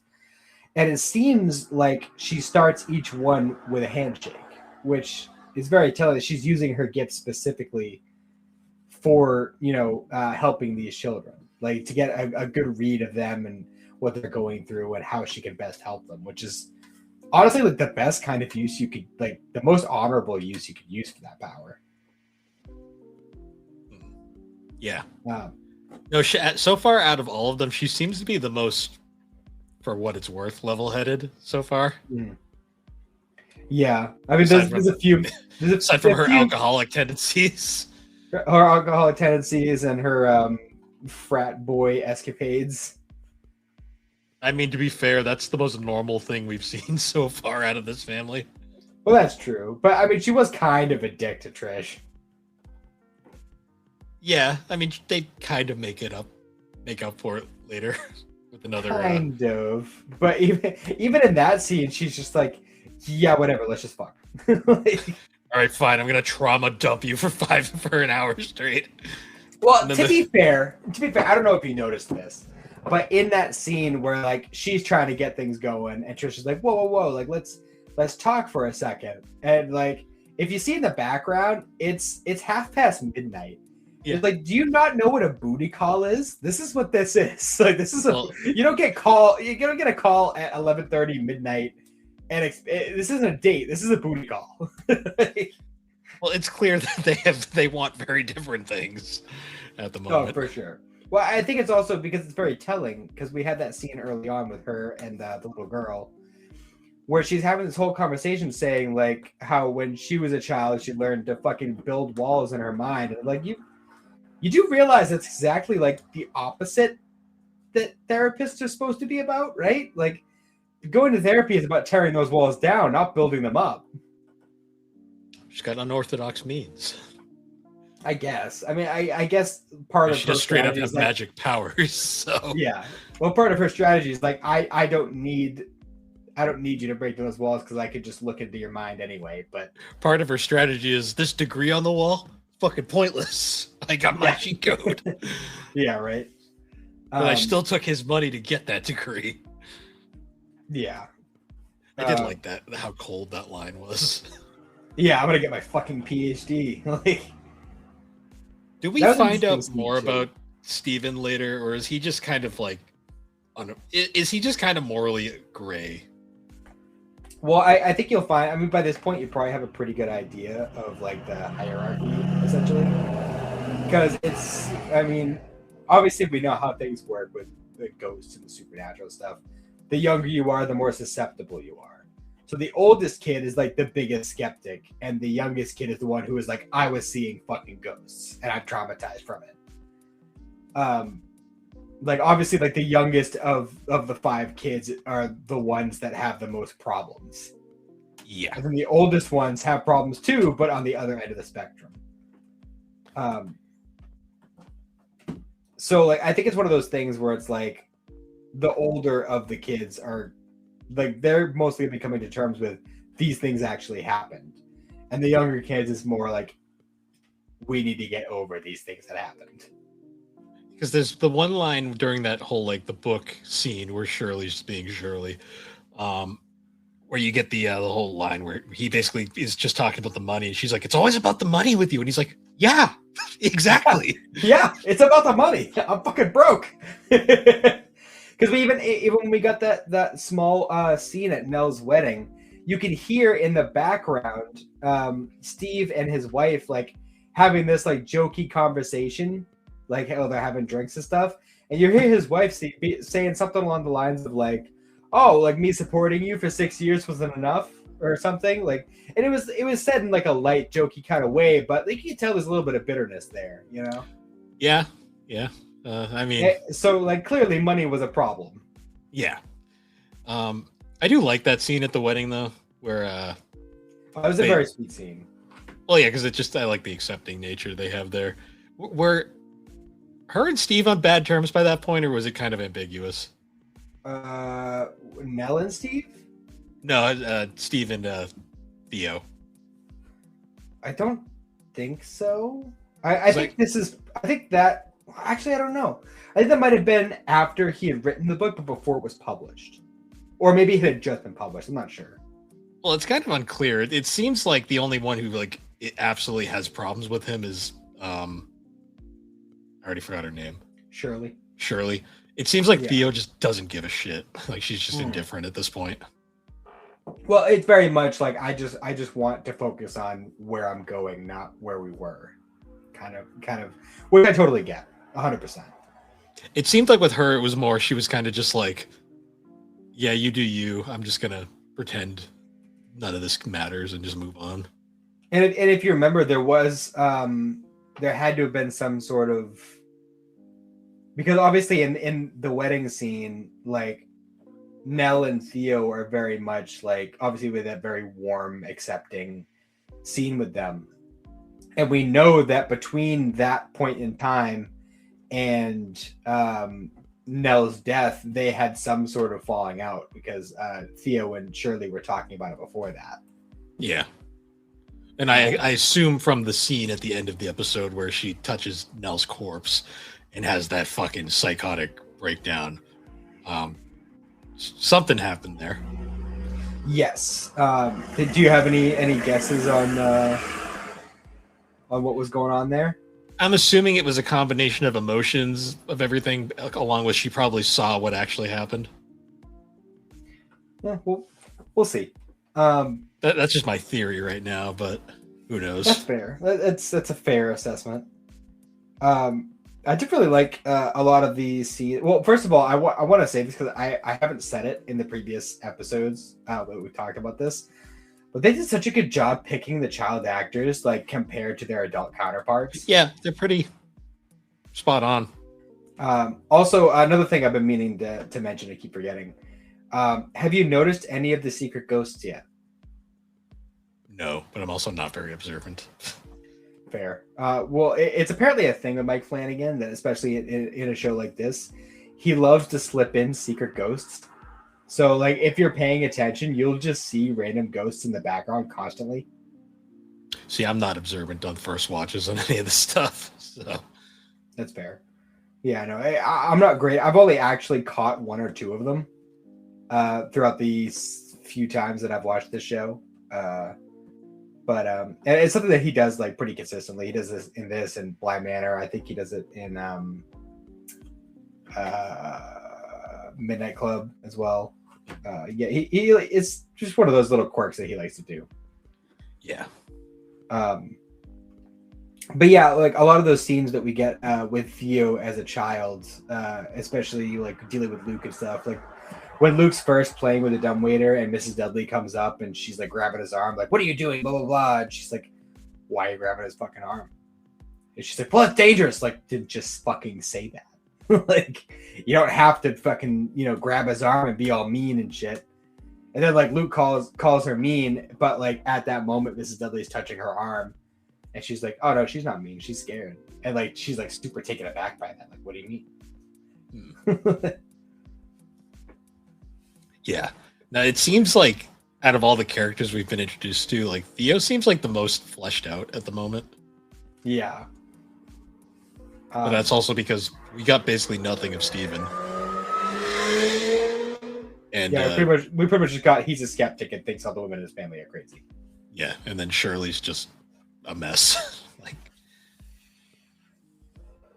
which speaking of Shirley, actually, because I kind of alluded to it in the last week's episode, but yeah. So remember that whole talk she had with her kids about Auntie Nell dying and everything? Yeah, we got the follow up to that. She's pretty much repeating everything verbatim that Theo told her to say. Like, literally, like she came up with nothing unique to say on the subject. Yeah, well, she's like more repressed than Hank Hill. Like when you really think about it. Oh, for sure. Also, so the thing with her husband at the end there and the checking account, is it supposed to imply that he's secretly taking the money from Steven? Yeah, that's what it is. Yeah. Okay, that's what I assumed. Because we had that conversation in, I think, the previous episode where he's talking to her and he's like, we're barely in the black, you can't keep doing all these, but the only reason that business is still running is because he's taking the money. Okay, that's kind of what I thought, because like when Theo makes the whole thing about just say it's an affair partner or something like that, she'll take that way better than when she finds something that'll piss her off less than the truth is what she says. And when I thought about it, I was like, well, she can't stand Steven and it's the money thing, so that's probably what's going on here. Yeah, that's what it is. Okay, so her husband's not a dirtbag, he's just being sensible. Well, you can even tell in that scene where they're discussing the whole royalties thing, and she's like, "Right, what's your name?" Because I forget his name. And he's so whipped. Blood money. Yep. That guy is so whipped. It's not even funny. Well, but at the same time, he's also like, he's realistic. He's like, "No, I'm gonna take the fucking money. I'm gonna put it into the business because we need to." Yeah. I'm just not gonna make waves about it. Yeah, it is nice Steven is giving them the money. Does Luke get the money, or is... I highly doubt it. I was thinking about that for a minute, and I'm like, wait a minute. I mean, maybe if they put it into some sort of trust, they never mention it, but maybe they put it in some sort of trust or specifically put it towards rehab or something. I don't know. And maybe it's paying for his rehab, yeah. Because we did get that scene where Shirley is like, this is it. We're not doing this again. Here's the 100. Go away from the wedding. But like, he clearly goes to rehab again, so the money's coming from somewhere. Yeah. So I have to assume it's Steve who's paying for it at that point, at least. Like, because this was the first real allusion that we got to that the Steve's paying the royalties. Yes. So yeah, we mentioned the whole. First I also love the like when we're first kind of like getting a handle on how her abilities work, and her and her dad are like sorting through a bunch of shit in like this old like cabinet or whatever.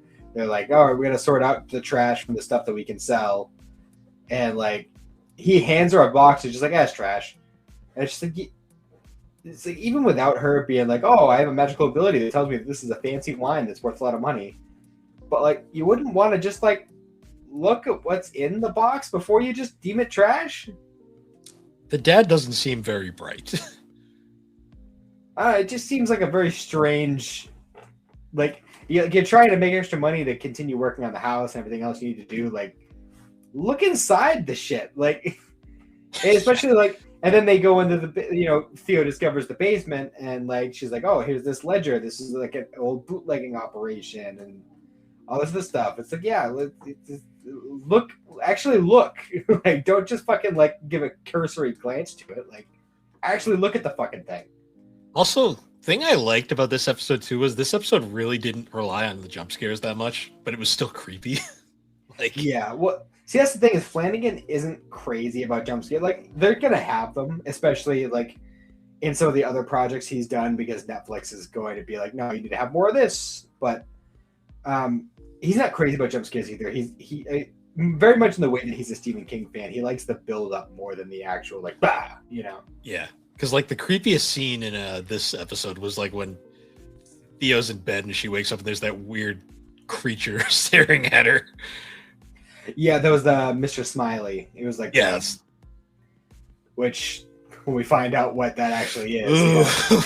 That scene got me. I was like, I was not expecting it to go there, and when it did, I was like, oh.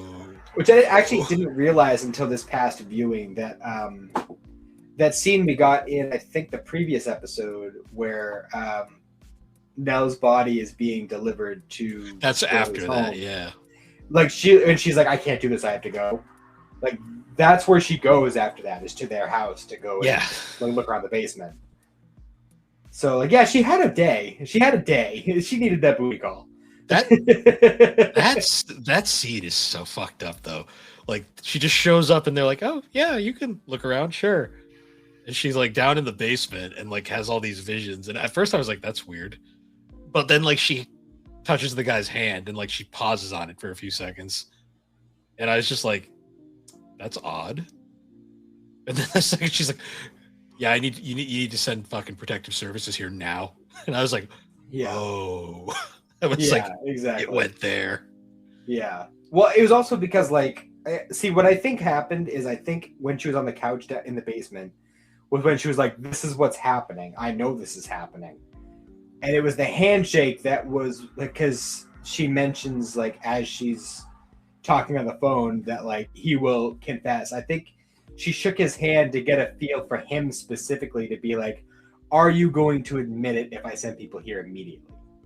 And that's what I think that was going. Just the fucking cold ass scene though, when they're taking him away in the police car and they back up and she looks him dead in the eyes. Yeah, yeah. I was like, oh god, you know that I know. Like, yeah. That was. But it is heavily implied that she had done this many times. Like, there's been multiple situations where she's been treating a child and she has discovered things like this, and it's always correct, it's always right. And well, yeah, she flat out says that, like when she's talking. She apparently has, she has a reputation at this point about fucking catching these people. She's like Chris Hansen with magic powers. Yeah, right. Unless Chris Hansen secretly has magic powers, we'll never know. Yeah, he's really good at making people take a seat. That's all I'm gonna say. Yeah, for real. Take a seat. Take a seat. Yeah, but like even the more fucked up part too is when she's like having her like trauma dump session with her lover, and she's like, yeah, now she's just gonna go back into the system, and that's a fucking crapshoot. Like it's 50-50 there, but it's like yay me, I guess. Yeah, because like, it's also I don't know if it's I don't know if it's actually been stated, but after the events of Hill House, they all got shipped off to live with their aunt. Like their dad lost custody, so like they know how it feels to be shuffled around. Yeah. Oof. And then we also had that scene where when her and Shirley are talking about Nell's death, and we get that moment of like where Theo's like, "Oh, it's better you told him than me," and she's like, "Why?" It's because I'm fucking pissed. It's like she knows what things like this does to a family, and she did it anyway. Like it's like that was such a fucking emotional scene. Yeah.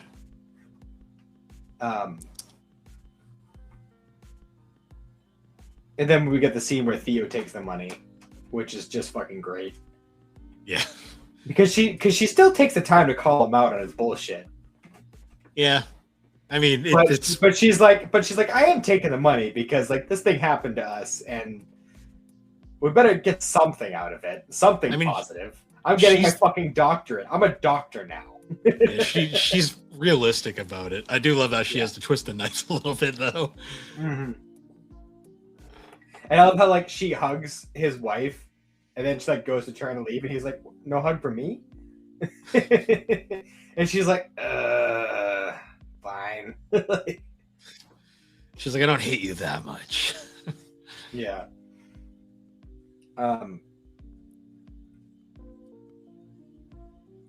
So we also had the scene where she gets her first pair of gloves when her mother's having that whole talk with her.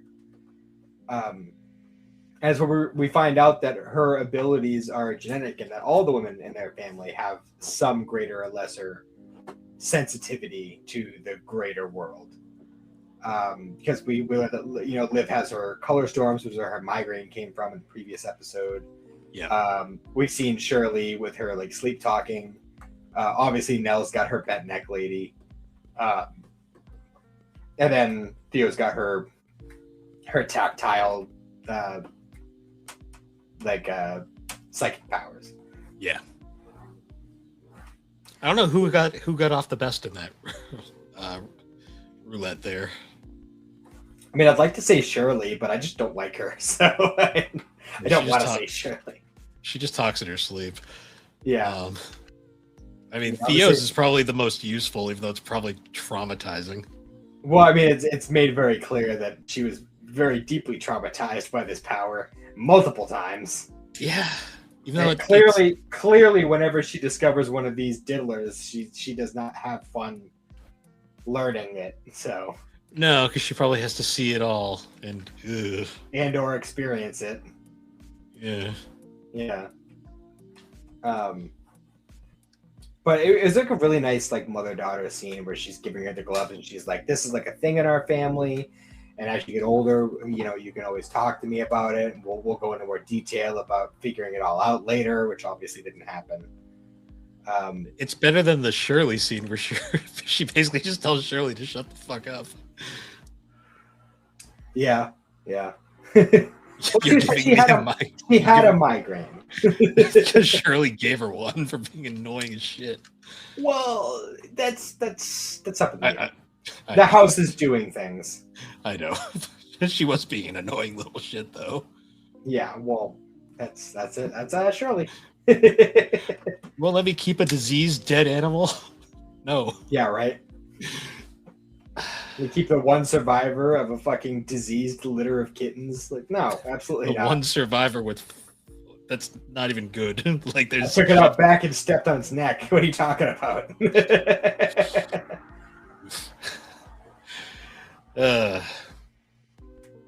What else? Oh yeah, the Nell scene. That was a lot. Which one? When she's down in the morgue. Yeah, that was a rough scene, and not because anything in particular happened, but you could just based on her reaction. It was more experience. It was in somehow more unsettling than like the two previous Nell jump scares. Yeah, for sure. Like it was a more human scene. Because the one in Steven's episode is just kind of whatever. Like that's about as jump scary as you can get. The one in Shirley's episode with the mom switcheroo, that one is weird, but kind of saw it coming. Yeah. That one was just kind of like I was waiting for something to appear, and then the fucking just that guttural scream. I was like, oh, that's uncomfortable. Did we mention in the previous episode the little model that Shirley has of the forever home that her mother was designing? Yeah, we brought that up. How it flashed the lights twice. I don't think we mentioned the lights. We mentioned the house. Because that was the sign their mother had when they were children to it's time to come home. So that was kind of like a big like symbolic imagery in that scene. I feel like there's another thing I wanted to mention before. Oh, we did get another look at them all escaping from Hill House. Yeah, the closing scene of the episode. Because we have the dad grab her arm, and we see that like we get a bunch of images. We get a bunch of images, which I'm sure are going to come up later. Very similar to Aaron kissing Historia's hand, like the same kind of like oh fuck kind of scene. Yeah. Oh, the only other scene that we didn't talk about was Theo dancing up near the door. I'm assuming that's the key door. Yeah, it is. Okay. It looked different from that episode because the first episode it was brighter, I guess. But Yeah. Um, I'm assuming that door is the gonna be the big reveal of everything fucked up in that house. it's definitely a big part of it. Yes. Okay. Yeah, and actually, that scene is a pretty big revealing scene on Theo as a character because up to this point we've seen that like she just likes to go to like clubs and party and shit. But like looking at that scene and being like, oh, she just likes to dance, and she's been that way since she was a child. Like she's not necessarily going there to get fucked up and have a good time. Like she just wants to dance. Yeah. Which reasonable. I mean, it is kind of. I mean, obviously, like anybody in any profession is going to have their own life outside of work. But it is interesting to see like a child psychologist just going clubbing all the time. I mean, you see some fucked up shit. You probably need to. Yeah, that's true. Just lose yourself in the music and fucking. It's like how, it's like the take home stereotype. some random chick to your family funeral home. Yeah, it's kind of like that whole stereotype where it's like doctors and surgeons are alcoholics and like nurses are chain smokers. It's kind of a thing. I mean, it's a stereotype for a reason. Yeah. Oh, my dad always told me a story about they played like a benefit show for like a bunch of doctors, and he said like they were all at the bar the entire show. Oh, I believe it. I'm like, yeah. You can only see so many things before you got to start fucking tipping the bottle. Yeah. Yeah. But no, this was a big turning point episode for me because I liked the first two episodes. This is easily the most interesting one so far. But Steve and Shirley are probably Steve less so because he actually has an arc he's going throughout this whole thing. Shirley's just kind of an asshole. From what I've gotten is there's more to Steve that we've seen so far. Like we'll learn more because we've already learned more within these last two episodes about him. Shirley just came off as I'm the oldest daughter, so I get to say I have all the say. I guess that's kind of how it comes off. Like she acts like she's the boss of everybody, and like she also tries to do it with Steve, but Steve's like, "Fuck you, I'm gonna do what I want." But she's still gonna fucking throw that power around, like when she blatantly says like, "None of us are taking the money," and it's just like, well, who the fuck are you to speak for us? Like, yeah, Theo really followed that one. Yeah, right. And her husband. he's whipped though. He's just gonna hide. I don't think Nell took the money. And if she did, it's never really mentioned. But I mean, she's probably her and Luke are probably the most traumatized out of everybody else from the experience. Because again, the younger you are, the more you experience it. They are twins, so they probably experience the same. Yeah. Yeah. One had deeply troubling psychotic problems, and the other ended up an addict. So it also feels like when you look at a lot of Shirley's decisions, they caused a lot more issues than good. Like her whole thing at the wedding was probably the wrong choice. Oh, for sure, and not even just that, but also like she's also talking out of her ass most of the time. Like I go back to the conversation we had about last week's episode where she's having that whole Halloween costume discussion with her son. And she's like, well, just, I got you this so you could be creative. It's more fun to be creative. And it's like, you were the least fucking creative person in the show. What are you talking about? You have no right to say that. Still love that. I want to be Captain Lame. Yeah, I love that. It's great. See, he's a great character. He's a great character. Yeah, the husband seems to be one of the more interesting characters so far. I wish I could remember his name. It's not important. He's the comic relief of that duo. Kind of. He's the one that makes that family not hate their lives.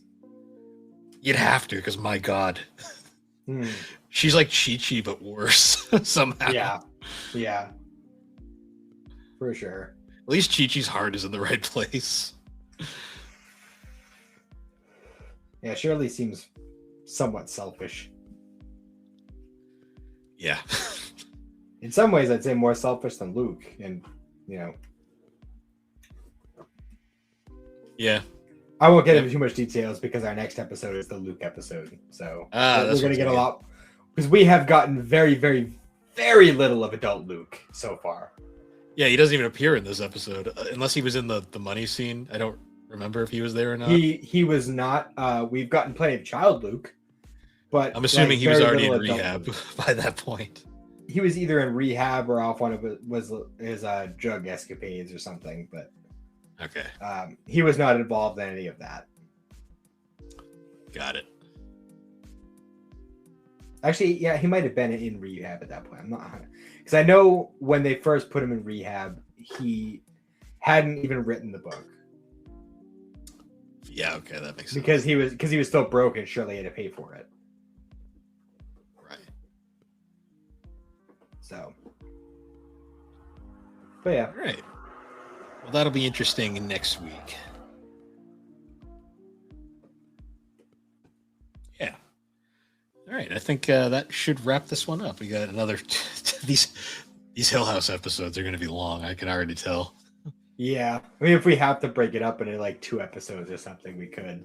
We'll see how it goes. I've already done a 5er, so we'll see. Yeah, that's true. Although Haunting of Hill House has a pretty big following, so even if it's long, I think it might not matter. Yeah, we'll figure it out. I'll see how it goes. But yeah, I guess anyways though, I guess time to wrap this up. Once again, guys, thank you for joining us on Geek Addicts. You can find Geek Addicts on all the major podcasting platforms. Check us out on the Superpod Network, superpodnetwork.com. Awesome site where you can find all sorts of videos, blogs, podcasts, all sorts of fun stuff there. And yeah, until next time, guys, once again, thank you for joining us. We will see you all later. Have a good one.